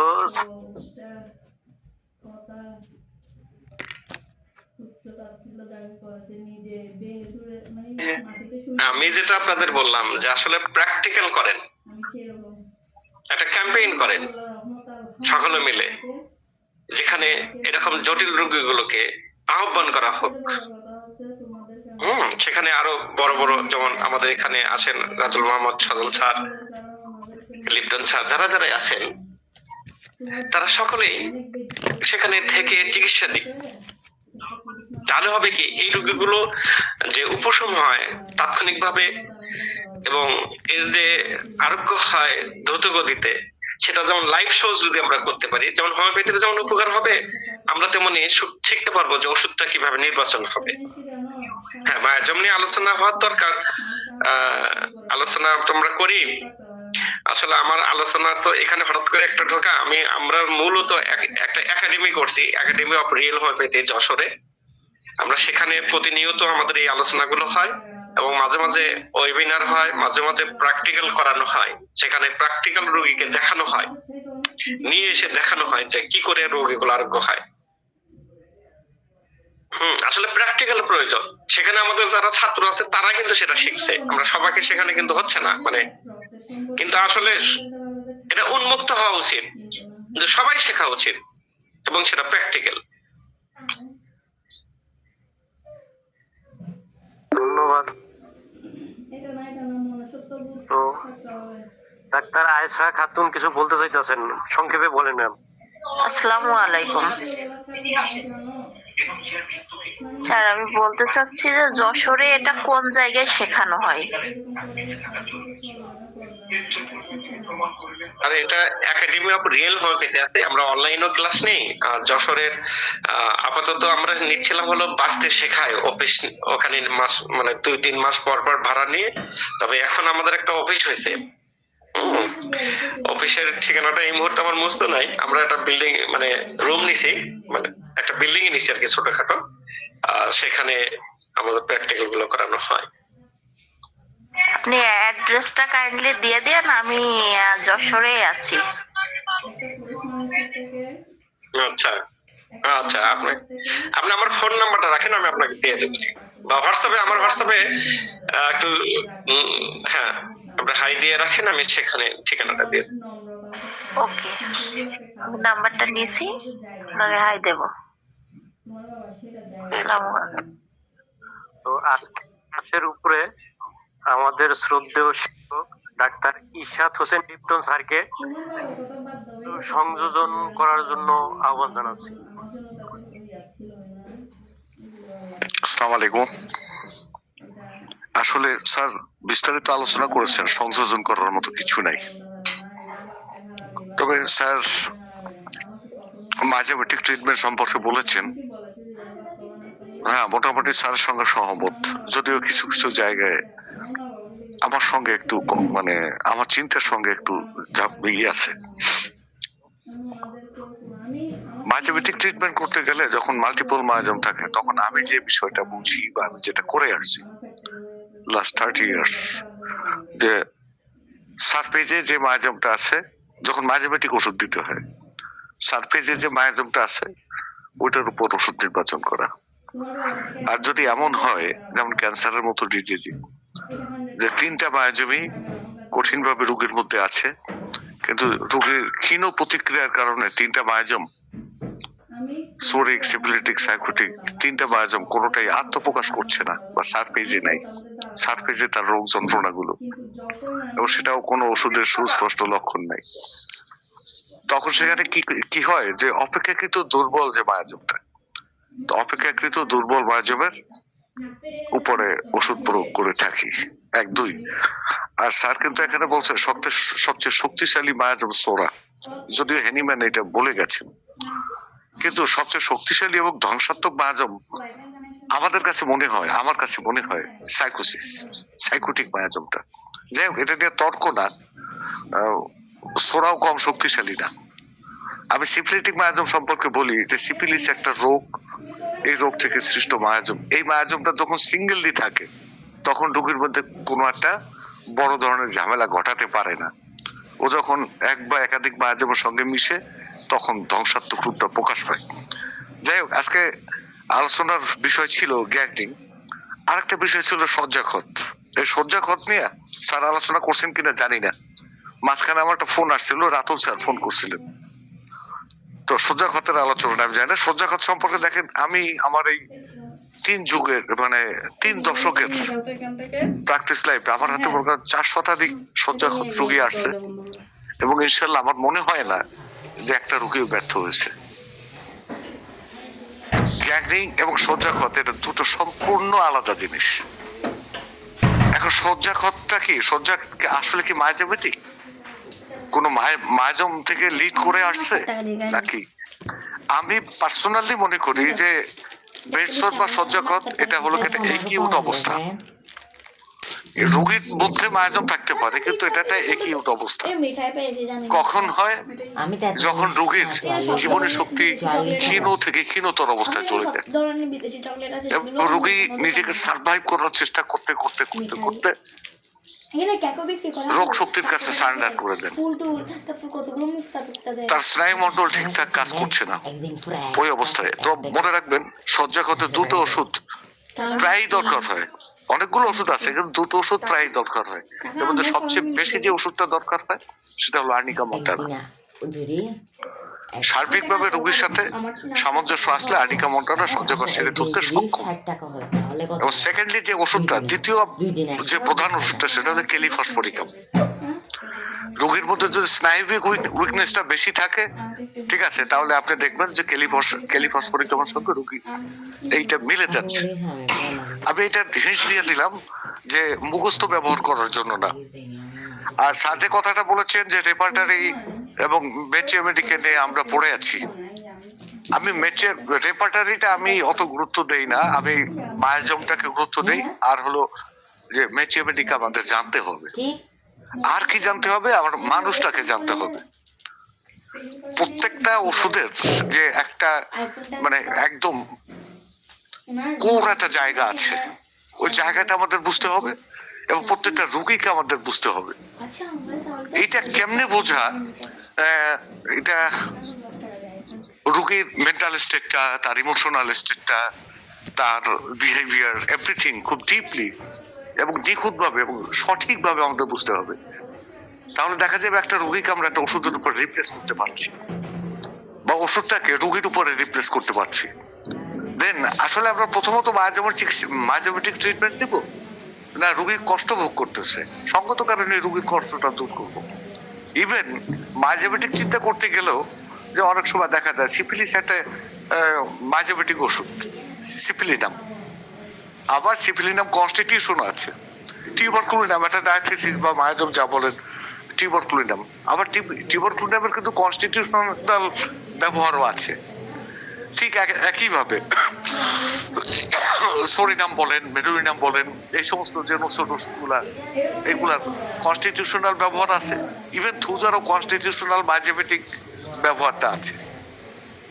স্যার একটা বলছেন কম কম, তারপরে বলছেন যে কি বেশি বেশি, ক্ষতি ক্ষতি, ক্ষয় ক্ষয়। চমৎকার, এর চেয়ে সহজ বিষয় নাই। তো ওই মায়াজমটাকে বুঝতে হলে আমাদের কি বুঝতে হবে? এই কয়টা কথা বুঝতে হবে। দেখেন, যদি আপনি সোরা মায়াজমকে বুঝতে চান, তাহলে অবশ্যই সোরিনামটাকে আমাদের অবশ্যই ভালোভাবে বুঝতে হবে। সোডিয়াম মেডিসিনটা কি? সোডিয়াম মেডিসিনের মধ্যে 3টা পয়েন্ট আমরা লক্ষ্য করি। একটা হলো ইচিং, সেকেন্ডলি হলো গিয়া ডিকম্পোজিশন, থার্ডলি হলো আরেকটা হলো পোভার্টি। এই পোভার্টি কথাটার অর্থ দারিদ্র, কিন্তু এখানে সোডিয়ামের ক্ষেত্রে এটা দারিদ্রকে মেন করবে না, এটা ঘাটতি, হীনতা বা কমতি। ওই স্যার যেটা বলছেন কম। সো সোডিয়ামটা যদি আমরা বিভিন্ন বই থেকে মনোযোগ সহকারে পড়তে পারি, তাহলে সোরাকে আমরা বুঝতে পারবো। প্রথম সোডিয়াম পড়তে হবে এবং তারপরে সালফার টালফার এগুলোর মধ্যে যেতে হবে। তা সবটাই দেখবো যে এই কমের মধ্যে আছে। সেকেন্ডলি বেশি কি বেশি সাইকোসিসের বৈশিষ্ট্য, অ্যাবনর্মাল গ্রোথ, খুব বেশি গ্রোথ, বেশি সিক্রিয়েশন, বেশি অ্যাক্টিভিটিস, সবকিছু এক্সেসিভ এর মধ্যে। এই এক্সেসিভনেসটা বুঝতে গেলে আমাদের মেডোরিনামটা পড়তে হবে। মেডোরিনামে এভরিথিং এক্সেসিভ, সে যদি বোকা হয় খুব বেশি বোকা। মেডোরিনামের রোগী যদি বুদ্ধিমান হয় তাহলে বেশি বুদ্ধিমান। তো ওইভাবে যদি আমরা পরে মেডোরিনাম ওষুধটাকে, রিমেডিটাকে আমরা যদি ভালোভাবে আত্মস্থ করতে পারি, তাহলে সাইকোসিস চেনার জন্য এটা আমাদের সহজ হবে। আর স্যার একটা বলছে যে খত, আচ্ছা খতগুলো কেমন হয়? এটা দুটো ওষুধ আমাদের পড়তে হবে, বেসিকলি 3টা ওষুধ।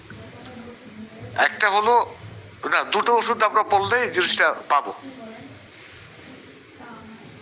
ট্যারেন্টুলার 2টা ওষুধ পড়তে হবে, ট্যারেন্টুলা হিসপ্যানিয়া, আর একটা হলো ট্যারেন্টুলা কিউবেন্সিস। আর বেসিকলি আর একটা ওষুধ যেটা পড়তেই হবে সেটা হলো সিফিলিয়া। দেন আমরা মায়াজমের দিকে ঢুকতে পারবো। আমরা অবশ্যই চিররোগ বা ক্রনিক ডিজিজ বইটা পড়বো এবং মনোযোগ সহকারে পড়বো। অবশ্যই অর্গানন সম্পর্কে আমাদের ধারণা থাকতে হবে। পাশাপাশি এই ওষুধগুলো পড়ে খুব ডিপলি উপলব্ধি করে আমরা যে ওষুধগুলোর গভীরে ঢুকতে পারলে আমরা ওই মায়াজমটাকে চিনতে পারবো। আর টিউবারকুলার ক্ষয়ের মধ্যে আর একটা জিনিস আছে যে ক্ষয় কি করে, ক্ষয় আসে কোথা থেকে? এক ধরনের ডিসস্যাটিসফ্যাকশন থেকে। এই ডিসস্যাটিসফ্যাকশনটা এবং ক্ষয়টা বুঝতে হলে আপনাকে টিউবারকুলিনাম এবং বেসিলিনাম এই দুটো ওষুধ ভিন্ন ভাবে পড়তে হবে, বুঝতে হবে। এবং এটাও মনে রাখতে হবে যে এই ওষুধ দুইটা ভিন্ন এবং দুইটাই ওই ডায়াথিসিসগত প্রয়োগ আছে, প্লাস দুইটারই কনস্টিটিউশন আছে। আচ্ছা, এখন আমি আসি যে গ্যাংগ্রিন সম্পর্কে একটু বলি। আমার মনে হয় না কোনো গ্যাংগ্রিন রোগীতে ফেল করেছি। অসংখ্য গ্যাংগ্রিন রোগীর চিকিৎসা আমার এখানে হচ্ছে, আমি করে যাচ্ছি নীরবে নিভৃতে। আর এই গ্যাংগ্রিন গুলো কেন হয় স্যার বলছেন, তবু আমি একটু রিপিট করি। আঘাতজনিত কারণে গ্যাংগ্রিন আসতে পারে। আঘাতজনিত, আমার জীবনের যে প্রথম যে গ্যাংগ্রিনের চিকিৎসাটা করেছি, সে একটা গরুতে লাথি মেরেছে পায়ে। গরুর লাথি মারার পরে তার পা ওই আক্রান্ত অংশের নিচের দিকে গ্যাংগ্রিন দেখা দিয়েছে। আচ্ছা, এরপর হলো ডায়াবেটিস জনিত, যেটা স্যারে বলেছেন। আরেকটা বিষয় আছে হরমোনের কারণে, হরমোনের সিক্রিয়েশনের ইমব্যালেন্স, ভারসাম্যহীন হরমোন সিক্রিয়েশনের ফলে কখনো মানব দেহে এক ধরনের সমস্যা দেখা দেয়, একটা স্টেসিস কন্ডিশন দেখা দেয়, একটা অবরুদ্ধতা দেখা দেয়। এই অবরুদ্ধতার কারণে গ্যাংগ্রিন ডেভেলপ করতে পারে। সো এটা আমাদের মাথায় রাখতে হবে। আরো একটা হলো যে কোনো কারণে যদি কোনো অবস্ট্রাকশন হয়, এটা অতিরিক্ত কোলেস্টেরল বা এই ধরনের কোনো কিছু কারণে যদি রক্ত সঞ্চালনের ক্ষেত্রে অবরুদ্ধতা দেখা দেয়, তখন যেখানে দেখা দিচ্ছে তার থেকে প্রান্ত দেশে বাইরের অংশটা, অর্থাৎ বডির সাথে সংযুক্ত না, ওই দিকে কোথাও গ্যাংগ্রিন দেখা দিতে পারে। আর আরেক ধরনের ক্ষত হয় গ্যাংগ্রিন এর মতো, সেইটা হলো গিয়া রক্তবাহী নালীর শিথিলতার কারণে। আমরা অনেক সময় বার্জার্স ডিজিজ নামে একটা ডিজিজের রোগী আমরা প্রায় পাই। ঠিক আছে, এটা হলো অতিরিক্ত ধূমপানের কারণে রক্তবহন নালীগুলো এবং প্রান্তিক নার্ভগুলো তাদের কার্যক্ষমতা হারিয়ে ফেলায়। তখন এই বার্জার্স ডিজিজটা দেখা দেয়, যেটা হলো গিয়া প্রান্তিক পর্যায় থেকে বা আঙ্গুলের মাথা থেকে, হাত বা পায়ের আঙ্গুলের মাথা থেকে ক্ষতটা শুরু হয় এবং স্কিনের কালারটা একদম কয়লার মতো কালো হয়ে যায়। তো এই সবগুলোর ট্রিটমেন্ট হোমিওপ্যাথিতে চমৎকার ভাবে আছে। তো এখানে হাসান চিস্তি স্যার আছেন, ওনার একটা রোগী আমরা পরামর্শ দিয়েছিলাম, মিজানুর রহমান স্যার ওখানে উপস্থিত আছেন, গ্যাংরিং এর মিজানুর রহমান স্যার ছিলেন, হাসান সিটি স্যার ছিলেন, আমার ছোট্ট একটা গ্রুপ আছে, ওই গ্রুপে উত্থাপন করা হয়েছিল। এটা হলো গিয়া ওই ভদ্রলোক তৎকালীন বিডিআর এর সদস্য ছিলেন এবং সেখান থেকে উনি চাকরিচ্যুত হয়েছেন, এরকম কি ঝামেলা। তার ডায়াবেটিস 22-23 বা তার উপরে উঠে গেছিল এবং তার এক পায়ে গ্যাংরিং হয়েছে, ওটা কেটে ফেলছে। পরে ওটা শুকানোর পর তার 2 পায়ে একসঙ্গে গ্যাংরিং দেখা দিচ্ছে। তো আমরা প্রথম ডোজ ওষুধ দেওয়ার পরে তার ডায়াবেটিসটা কন্ট্রোলে এসে গেছিল এবং হলো গিয়া গ্যাংরিংটাও কম ছিল। পরে বোধহয় রুগীটার কন্টিনিউ করেনি। যাই হোক, গ্যাংরিং কেন হয়? এই অবস্থার সঙ্গে আর একটা মায়োজেমেটিক দোষ, সেটা হলো সিডোসোনিক কন্ডিশনে গ্যাংরিংটা ডেভেলপ করতে পারে। এবং সিডোসোনিক কন্ডিশনের ওষুধগুলো কি এটা বলে রাখতে হবে। যেমন এপিসমেল আমার একটা রোগীর গ্যাংরিং ভালো করতে সহায়তা করেছিল। আরেকটা হলো হরমোন জনিত কারণে যদি কোনো স্ট্রেসিস কন্ডিশন আসে, সেইখানে আপনার রোগীর সার্বিক অবস্থা এবং তার মায়োজেমেটিক ট্রিটমেন্ট দরকার। আর ম্যাক্সিমাম হরমোনাল রোগীর জন্য যে ওষুধটা দরকার, এখানে যদি হাইপো হয় তাহলে আপনি অবশ্যই সোরিক একটা ওষুধ চিন্তা করবেন। ওই স্যারের মায়োজম আমি চলে গেলাম। যেমন থাইরয়েডিজম, হাইপোথাইরয়েডিজম আছে, অর্থাৎ হরমোন সিক্রেশনটা কম হয়,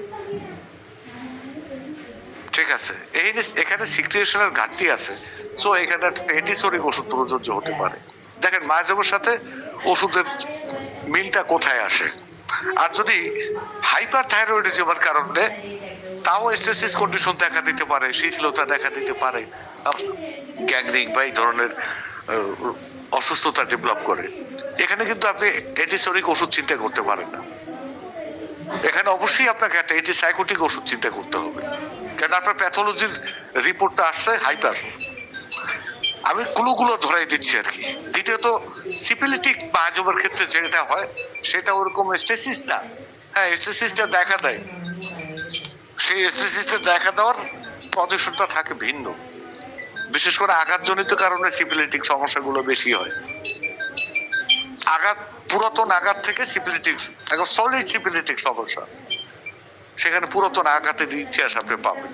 এর কারণ আমি আমার সিফিলিনিয়াম ক্লাসে একটু টাচ দিয়েছিলাম যে সিফিলিস হলো এরকম যে এক জায়গা একটা ওন্ড হইলো, ক্ষত হইলো বা এক জায়গায় ইনজুরি হইলো, ওই জায়গা থেকে সে নড়তে পারে না যতক্ষণ পর্যন্ত অন্য কোনো মায়োজমের সহযোগিতা না পায়। আর টিউবারকুলার তো আমরা বুঝি যে এই হলো বিষয়। সো স্যার অত্যন্ত ভালো ক্লাস করেছেন, ভালো আলোচনা করেছেন, এই ধরনের আলোচনা দরকার। চমৎকার, স্যারকে ধন্যবাদ, সবাই ভালো থাকবেন। স্যারের চেম্বার কোথায় আপনার জানতে চাইছিলাম। আমার চেম্বার? জি জি স্যার। আমার চেম্বার খুঁজে পাবেন না, অনুবীক্ষণ যন্ত্র লাগবে। না মানে কোন কোন এলাকায় আছে? সেটা পটুয়াখালীতে। আচ্ছা আচ্ছা, জি, থ্যাংক ইউ।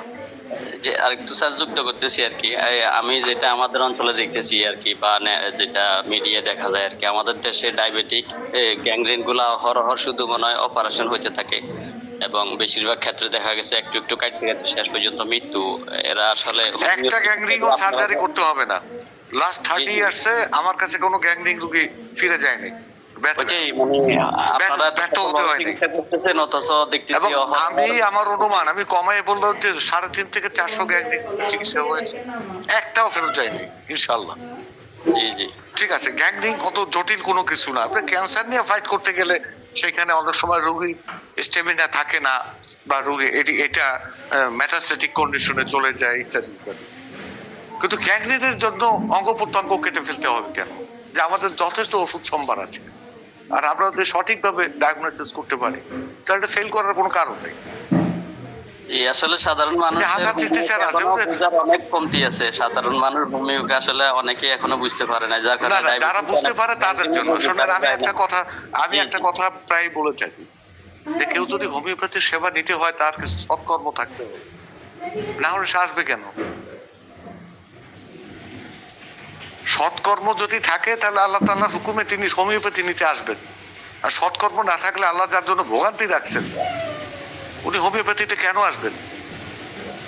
আর আরো একটা কথা আমি পাশাপাশি বলি যে if you want to be a homeopath then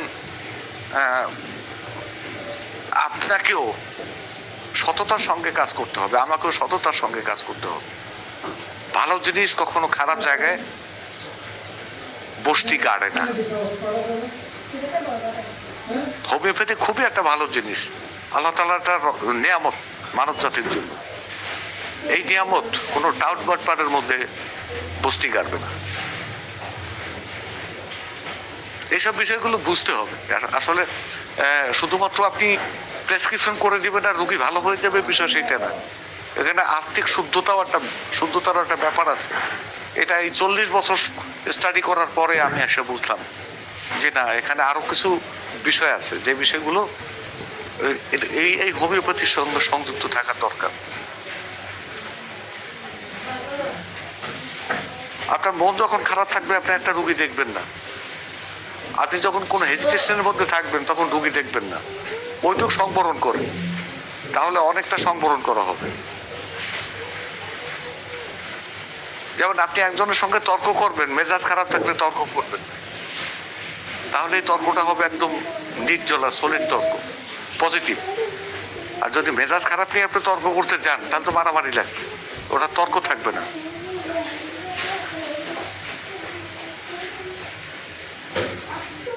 just আমি আমার মতো করে স্টাডি করছি এবং আমার ভিন্ন একটা চিন্তাধারা আছে।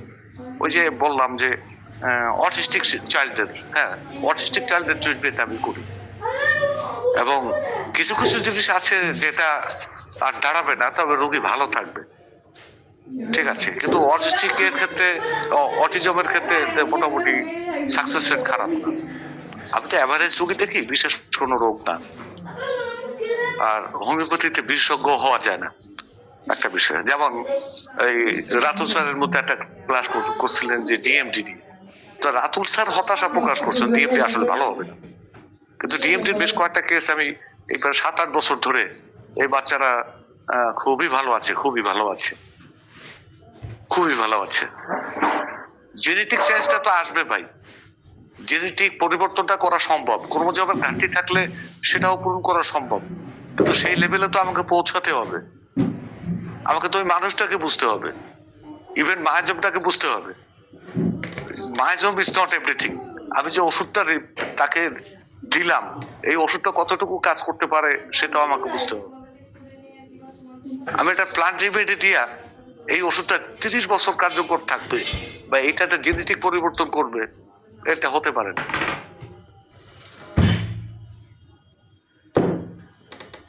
এটা কষ্ট কমাবে, প্রথম সার্ভাইভ করে দিবে, আমাকে টিকিয়ে দেবে, আমার রোগীকে টিকিয়ে দেবে। কিন্তু যদি রোগীকে আমি নির্মল আরোগ্য বলতে যেটা বুঝিয়েছেন হ্যানিম্যান, নির্মল আরোগ্য দান করতে চাই, তখন ওটা তার মায়াজমটা নষ্ট করতে হবে, মায়াজমটাকে ক্লিয়ার করতে হবে। মায়াজম কতটুকু ক্লিয়ার করব? আমি কি একটা রোগীকে সোরা মুক্ত করে দিতে পারবো? অবশ্যই না। সোরার প্রভাব তো তার মধ্যে থাকবে। তার প্রত্যেকটা মায়াজমের, প্রত্যেকটা ওষুধের, প্রত্যেকটা রোগীর দুটো দিক থাকে, একটা হলো বিউটি আর একটা হলো ডার্ক, একটা বিউটি আর একটা ডার্কনেস। সোরার মধ্যে অনেকগুলো বিউটি আছে, সৌন্দর্য আছে, মাধুর্য আছে। এই মাধুর্য নষ্ট করে দিলে তখন তো সেই লোকটা বোকাশোকা হয়ে যাবে। আবার সোরার যে কদর্যপূর্ণ দিকগুলো, সেইগুলো ওই লোকটাকে, মানুষটাকে আক্রান্ত করে রাখে। এখন ওষুধ কোথায় শুরু করতে হবে, কোথায় থামাতে হবে, এটাও আমাকে বুঝতে হবে। এইসব নিয়ে ব্যাপক আলোচনা দরকার। স্যার বলছেন যে তারা একটা সিস্টেম করেছেন আলোচনার জন্য, আমি অত্যন্ত খুশি হয়েছি। এবং অনেকেরই, মানে অনেক জায়গায় এইগুলো দরকার। হোমিওপ্যাথির নামে যা হচ্ছে, এটা ওই অপহোমিওপ্যাথি থেকে বের হয়ে আসতে হলে আমাদের স্টাডি করতে হবে, বিকল্প কিছু নাই। আর আপনাদের এখানে কত 24 জনের মতো আমরা আছি। এই 24 জনের মধ্যে আমরা যদি কেউ মনে করে যে হোমিওপ্যাথিটা আমার একটা প্যাশন, আমার পেশা অন্যটা, সে আজকে থেকে বাদ দিয়ে দেন। এটা ছেলে হাতের মহা যে আমি ধরলাম আর পেয়ে গেলাম। স্টাডি করতে হবে, একটা শব্দ নিয়ে আপনাকে 1 মাস চিন্তা করতে হবে, একটা লাইন নিয়ে মাসের পর মাস চিন্তা করতে হবে, তারপর আপনাকে সিদ্ধান্ত বুঝতে হবে। আপনার খুব বেশি বেশি পড়তে হবে। আপনি একটা বইতে পড়ছেন, ওই বই অনুবাদটা ঠিকভাবে হয়নি, হ্যাঁ অন্য ভাষা থেকে ইংরেজিতে অনুবাদ হয়ে আছে, অনুবাদটা ঠিকভাবে হয়নি। মানে আমার 10 বছরের পড়াশোনা আমি জলে ঢেলে দিছি, এর কারণ কি? যে আমি দেখছি না হ্যানিম্যান যা বলছেন এর সঙ্গে মিলে না। তারপর কি হলো, যেমন ব্রাউনিয়া পড়তে গেলে ব্রাউনিয়ার বেসিক জিনিসটা আমার জানা থাকতে হবে, তারপর রাইটার ব্রাউনিয়া নিয়ে কি লিখছে। যদি আমি দেখি যে কোনোটা ব্রাউনিয়ার সঙ্গে সঙ্গতিপূর্ণ না, তাহলে ওই অংশটা আমি বাদ দিয়ে যাব। হোমিওপ্যাথি লিখতে গিয়ে যদি দেখি যে এই কথাটাই হোমিওপ্যাথির সঙ্গে সঙ্গতিপূর্ণ না, সেই বই আমি ছুঁড়ে ফেলে দেব। ফিলোসফিক্যালি আপনাকে নিজেকে ডেভেলপ করতে হবে। কেন্ট একটা ধারণা দিয়ে গেছেন মাত্র, দ্যাটস নট এভরিথিং। ওইটা আবার নীলমণি ঘটক একটা সংস্করণ বের করছেন, সেটাও সবকিছু না। সবকিছু হলো আপনার আমার চিন্তা, এবং এই চিন্তা শেয়ারিংটা দরকার। তাহলে আমরা সবাই ওই অটিজমের ট্রিটমেন্ট করতে পারবো, আমরা ক্যান্সারের ট্রিটমেন্ট করতে পারবো, আমরা ওই যে গ্যাংরিং, সজ্জাক্ষত, বার্জাস ডিজিজ, ওই যে কি ডিএমডি, ডাচেন মাস্কুলার ডিস্ট্রফি, এই ধরনের জটিল জটিল রোগের চিকিৎসা করতে পারবো, মানুষের চিকিৎসা করতে পারবো। আর টাকা পয়সার চিন্তা করে লাভ নেই ভাই, আপনি কাজ করে দেন, টাকা গায়ে বাজ যায়। টাকার চিন্তা আগে করলে ভুষামালের ব্যবসা করবে, ভালো ব্যবসা আছে। ইদানিং মাছের ব্যবসা আছে ভালো। আবার অনলাইনে কি ওইটা জানি কি বলে, মেথিমিক্স, এই ধরনের পণ্যেরও ব্যবসা আছে ভালো, সেটা হোমিওপ্যাথি হয় না।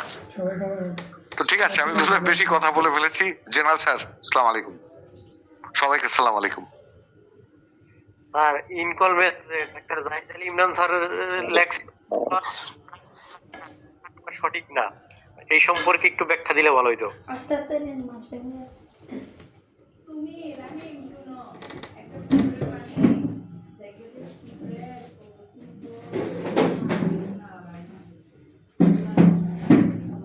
লুৎফর স্যার, ওই যে ইনকল মেসেজে একটা মেসেজ দিয়েছেন একজন যে কম কম চোরায়, এটা সঠিক না, এ ব্যাপারে আপনার কিছু বক্তব্য থাকে?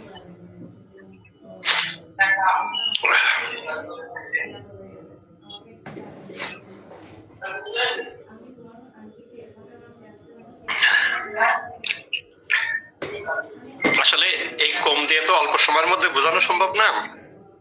যেটা লিপটন স্যার তো কম কমের ব্যাখ্যা একটা দিলেন, আর এই মায়াজমটা দেবেন না, বড় আলোচনা করা যাবে, তখন আপনারা বোঝানো যাবে যে আসলে কোন জায়গায় কম কোন জায়গায় বেশি। স্যার আমি বলছি স্যার স্যার তো বলছেন, আর তো কম কমের একটা ব্যাখ্যা দিয়েছেন, এখানে আর প্রশ্ন থাকে না। না আমি বলছি স্যার, খুব ভালো উত্তর। না আর তো চমৎকার করে, মানে আপনি চমৎকার বলছেন। আমি বলি, এখানে কথাটা বলা হয়েছে পোভার্টি। সোরার মধ্যে একটা জিনিস সব সময় থাকে, পোভার্টি। পোভার্টি কথাটার শাব্দিক অর্থ হলো দারিদ্র বা দরিদ্রতা, কিন্তু আসলে আমরা হোমিওপ্যাথিতে দারিদ্র বা দরিদ্র কথাটা নেব না।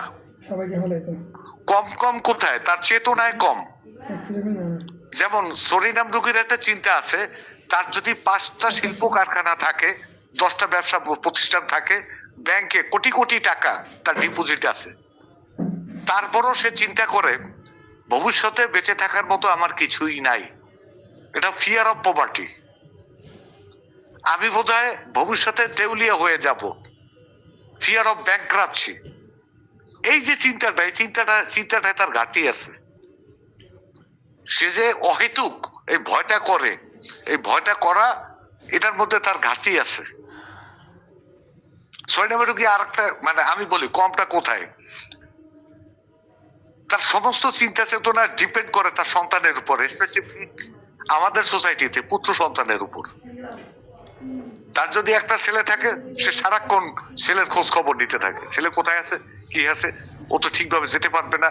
আরে বেটা, যেতে পারবে, তোমার ছেলের সক্ষমতা আছে, সে ভালো ক্রিকেটার, ভালো, মানে সে বক্তা একজন, সে ভালো ছাত্র, অথচ তার চিন্তাটায় সে সবসময় একদম হীন মানসিকতা বা হীনমন্যতা থাকে। এই মোবাইল ফোনের যুগে সে ডেইলি 30 বার ছেলের কাছে, 20 বার ছেলের কাছে ফোন দিবে, এবং তার সমস্ত চিন্তা ওই ছেলেকে, কিন্তু পৃথিবীর সব বাদ। এইখানে তার চিন্তার খর্বতা,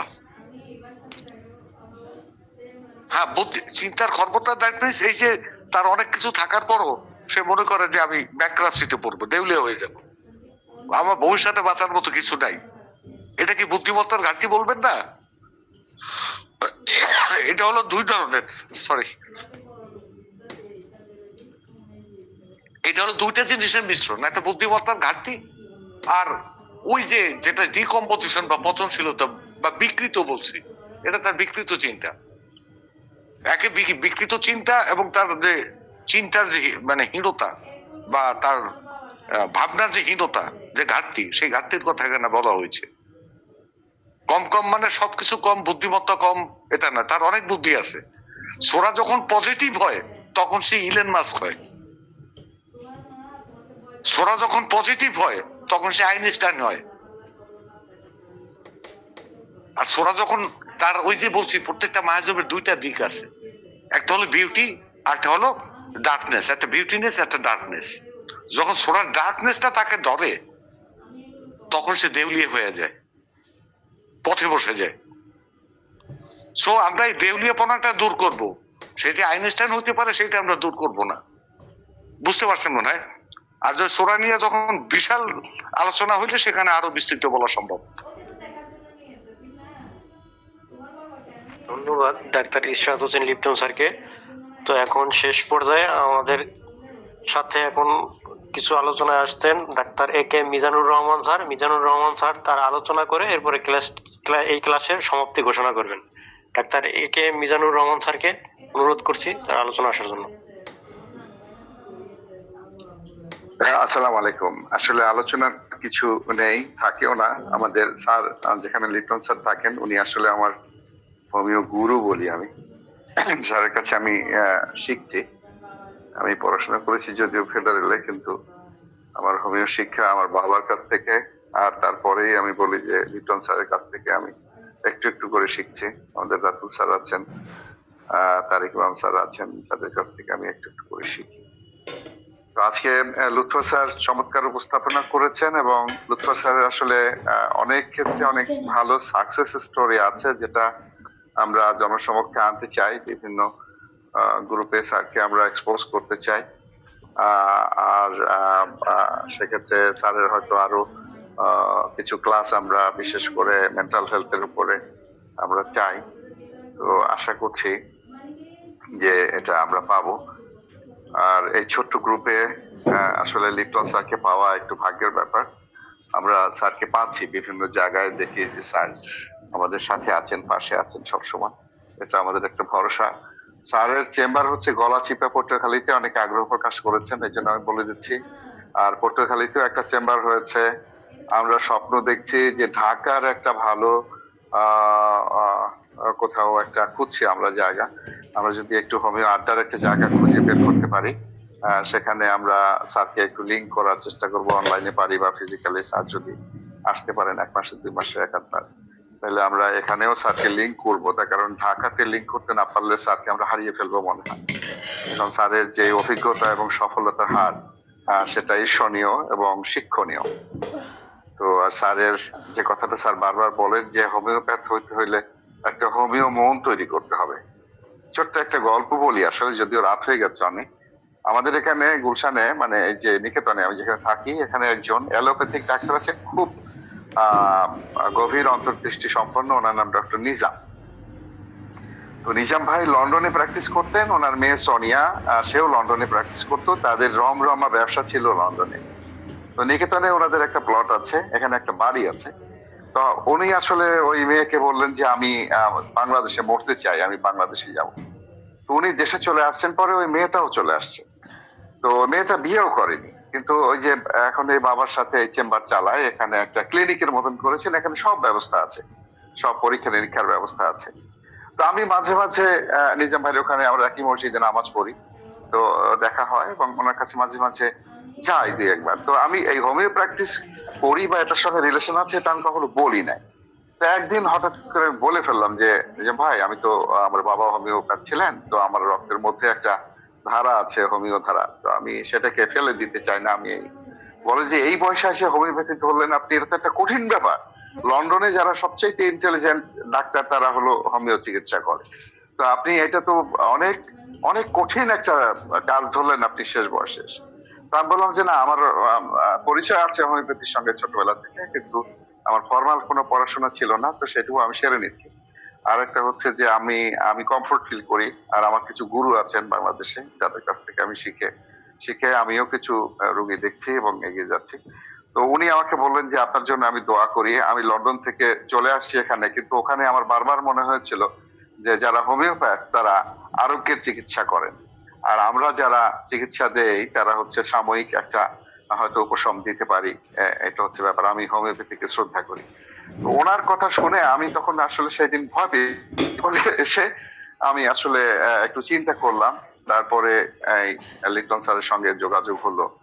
তাকে আমি বলি মন বান্ধব হোমিওপ্যাথ, যিনি আগে মানুষের মন বোঝার চেষ্টা করেন। একটা রুগীর সামনে আসলে তাকে এমন সব প্রশ্ন করেন যাতে করে সেই মানুষটা স্যারের আপন হয়ে যায়। এবং লুৎফর স্যারেরও সেই দিকে কিছুটা যাত্রা আছে। তো আমি বোঝার চেষ্টা করি সবাইকে। আর আমরা আসলে এই যে মার্জিনালাইজেশন অফ হোমিওপ্যাথি, যেটা হচ্ছে হোমিওপ্যাথিকে একটা জায়গায় ফেলে দেওয়া, এটা সহজ হবে না। এটা সহজ হবে না। আমরা এই যে ডাক্তার লেখার ব্যাপারে একটা চিঠি হয়েছিল, আমরা কিন্তু লড়াই করেছি, আমরা আদালতে লড়াই করেছি এবং আমরা জিতেছি। আমরা জিততেই থাকবো। আমরা এখানে বিশেষ করে আমাদের এই উপমহাদেশে হোমিওপ্যাথির একটা যে অভিযাত্রা এবং একটা সাফল্য, এবং আমরা শুধু যেটা পারি না সেটা হচ্ছে আমরা যথাযথ সম্মান প্রদর্শন করতে পারি না। এই যে লুৎফর স্যার, এই যে লিপটন স্যার, এই যে রাতুল স্যার, যারা বা আমাদের ঢাকার আলাউদ্দিন স্যার আছেন, বা আমাদের নজরুল স্যার আছেন, আমাদের এলাহি স্যার আছেন, ফারুক এলাহি স্যার, আমরা কিন্তু এদেরকে এক জায়গায় এনে একটা প্ল্যাটফর্মে যে আমরা মূল্যায়ন করবো সেটা আমরা হয়তো করতে পারিনি বা পারছি না। তো এটা শুরু হয়েছে। আমরা একটা অত্যন্ত সফল একটা সেমিনার করেছি হোমিও স্টাডিজ, যেখানে মন্ত্রমুগ্ধের মতো আমরা শুনেছি লিপটন স্যারের বক্তব্য, রাতুল স্যারের বক্তব্য, আমাদের লন্ডন থেকে স্যার আসছিলেন আতিকুল আলম স্যার, ওনার বক্তব্য। আমরা আসলে অনেক সমৃদ্ধ হয়েছি। তো এরকম হয়তো আরো সেমিনার ওয়ার্কশপ হবে, আমরা এগিয়ে যাব। আর ঢাকাতে একটা ভালো একটা উন্নত মানের একটা ক্লিনিক করা যায় কিনা সে বিষয়েও চিন্তা ভাবনা আসলে করা হচ্ছে। অনেকেই আছে এই প্রক্রিয়ার সাথে। তো আমরা একটা আদর্শ একটা ক্লিনিক যদি করতে পারি বাংলাদেশের যে কোনো জায়গায়, লুৎফর স্যার চেষ্টা করছেন উত্তরবঙ্গে, আর দক্ষিণ বাংলায় তো লিটন স্যার আছেন, বরিশালে কয়েকজন বড় হোমিওপ্যাথ আছেন, ওদিকেও হয়তো উদ্যোগ নেওয়া হতে পারে। তো আমরা আসলে একটা আদর্শ কেন্দ্র বিভিন্ন জায়গাতে যদি করতে পারি, যেটাতে মানসম্পন্ন পরিবেশ এবং মানসম্পন্ন চিকিৎসা সেবা আমরা দিতে পারি, তাইলে পরে হয়তো আমরা হোমিওপ্যাথিকে আরেক ধাপে এগিয়ে দিতে পারবো। তো ইনশাল্লাহ আমরা চেষ্টা করে যাব। আমরা জীবনের শেষ মুহূর্ত পর্যন্ত আমরা চেষ্টা করে যাব। আপনারা যারা আছেন এদের মধ্যে অনেকে কথা বলছেন না, অনেকেই আছেন যারা অনেক বেশি গভীর ভাবে হোমিওপ্যাথিকে ভালোবাসেন, উপলব্ধি করেন, এরকম অনেকেই আছেন। এরকম আমাদের দক্ষিণ বাংলাতে, উত্তরবঙ্গে, চট্টগ্রামে, আমাদের সিলেটে, বিভিন্ন এলাকায় বড় বড় হোমিওপ্যাথরা প্র্যাকটিস করেন, কুমিল্লাতে। তো আসলে ব্রিজিংটা বা বন্ধনটা, মেলবন্ধনটা তৈরি হয়তো হয়ে উঠছে না বিভিন্ন কারণ। এই আর হচ্ছে হোমিওপ্যাথরা আসলে এত বেশি আত্মমগ্ন হয়ে যান। আমার একটা গবেষণা আছে, সেটা হচ্ছে যে আত্মমগ্ন হয়ে যান নিজের মধ্যে, নিজে সত্যের সন্ধানে দিন রাত পড়াশোনা করা, চুপচাপ কাজ করা। এই যে লিপটন স্যার, সে গলা চিপায় কোথার রোগী এসে হাজির হয় ওনার কাছে। তো এখন এটার একটা অদ্ভুত ব্যাপার। এই যে লুৎফর স্যার সারা দেশেই ঘোরেন, এখন দেখি যে বিভিন্ন জায়গাতে যান, মানুষের সঙ্গে সম্পর্ক স্থাপন করার চেষ্টা করেন, হোমিওপ্যাথির যে সাফল্য গাথা তুলে ধরবার চেষ্টা করেন। আমরা চেষ্টা করে যাব, ইনশাল্লাহ সফল হতে পারবো। অনেকে এতক্ষণ পর্যন্ত দীর্ঘ সময় আলোচনা শুনলেন। আমি আজকে আলোচনা সূচির উপরে কিছুই বলবো না, কারণ লিপটন স্যার সবকিছু বলে দিয়েছেন, আর আমার কিছু বলার নেই। তো আমরা সফলতা কামনা করি এবং আপনাদের সবাইকে ধন্যবাদ জানাই, নববর্ষের শুভেচ্ছা জানাই অগ্রিম। লিপটন স্যার নববর্ষের শুভেচ্ছা, এবং অন্যান্য যারা আছেন সবাইকে নববর্ষের শুভেচ্ছা জানিয়ে অগ্রিম আমি আমার দিক থেকে বিদায় নিচ্ছি। এবং আজকের এই আমাদের পাঠ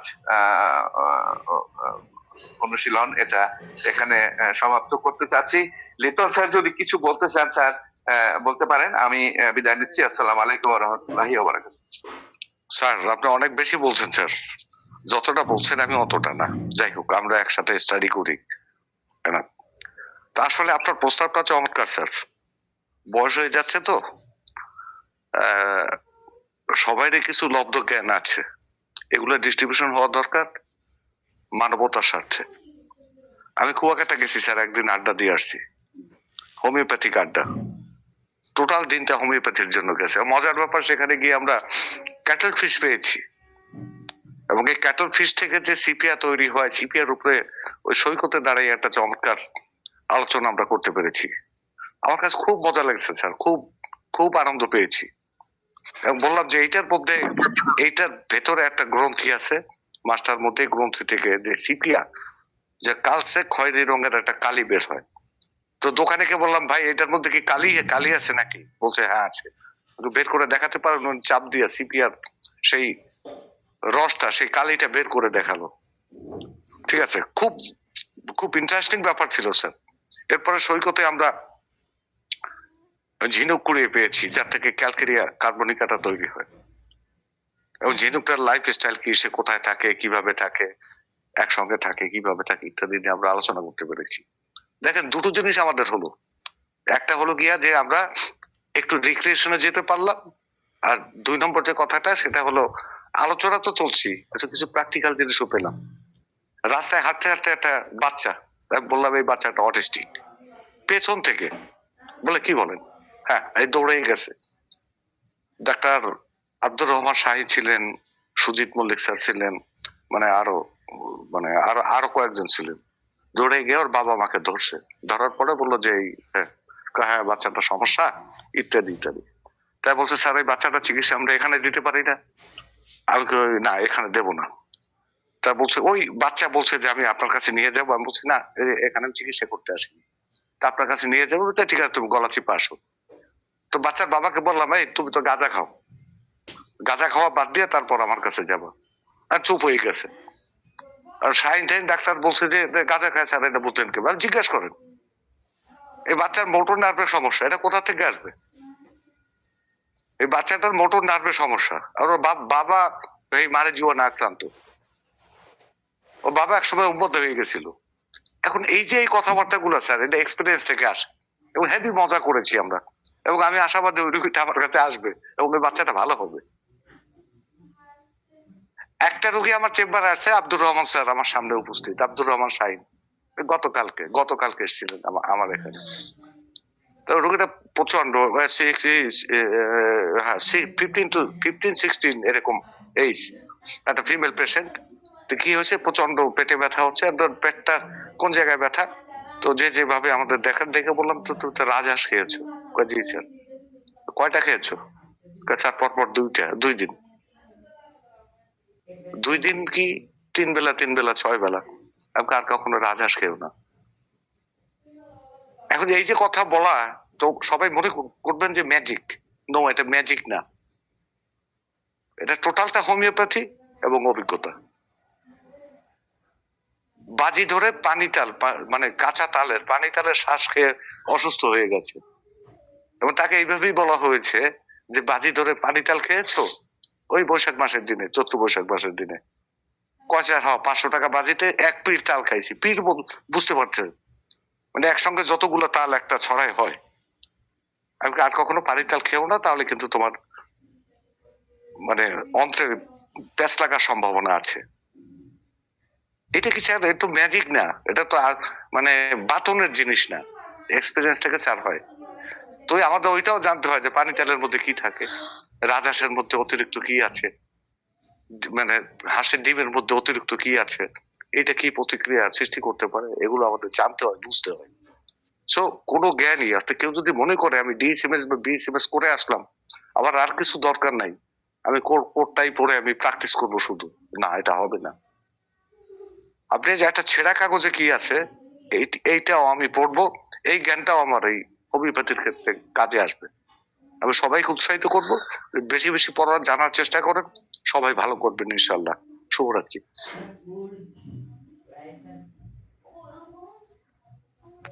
ধন্যবাদ সবাইকে।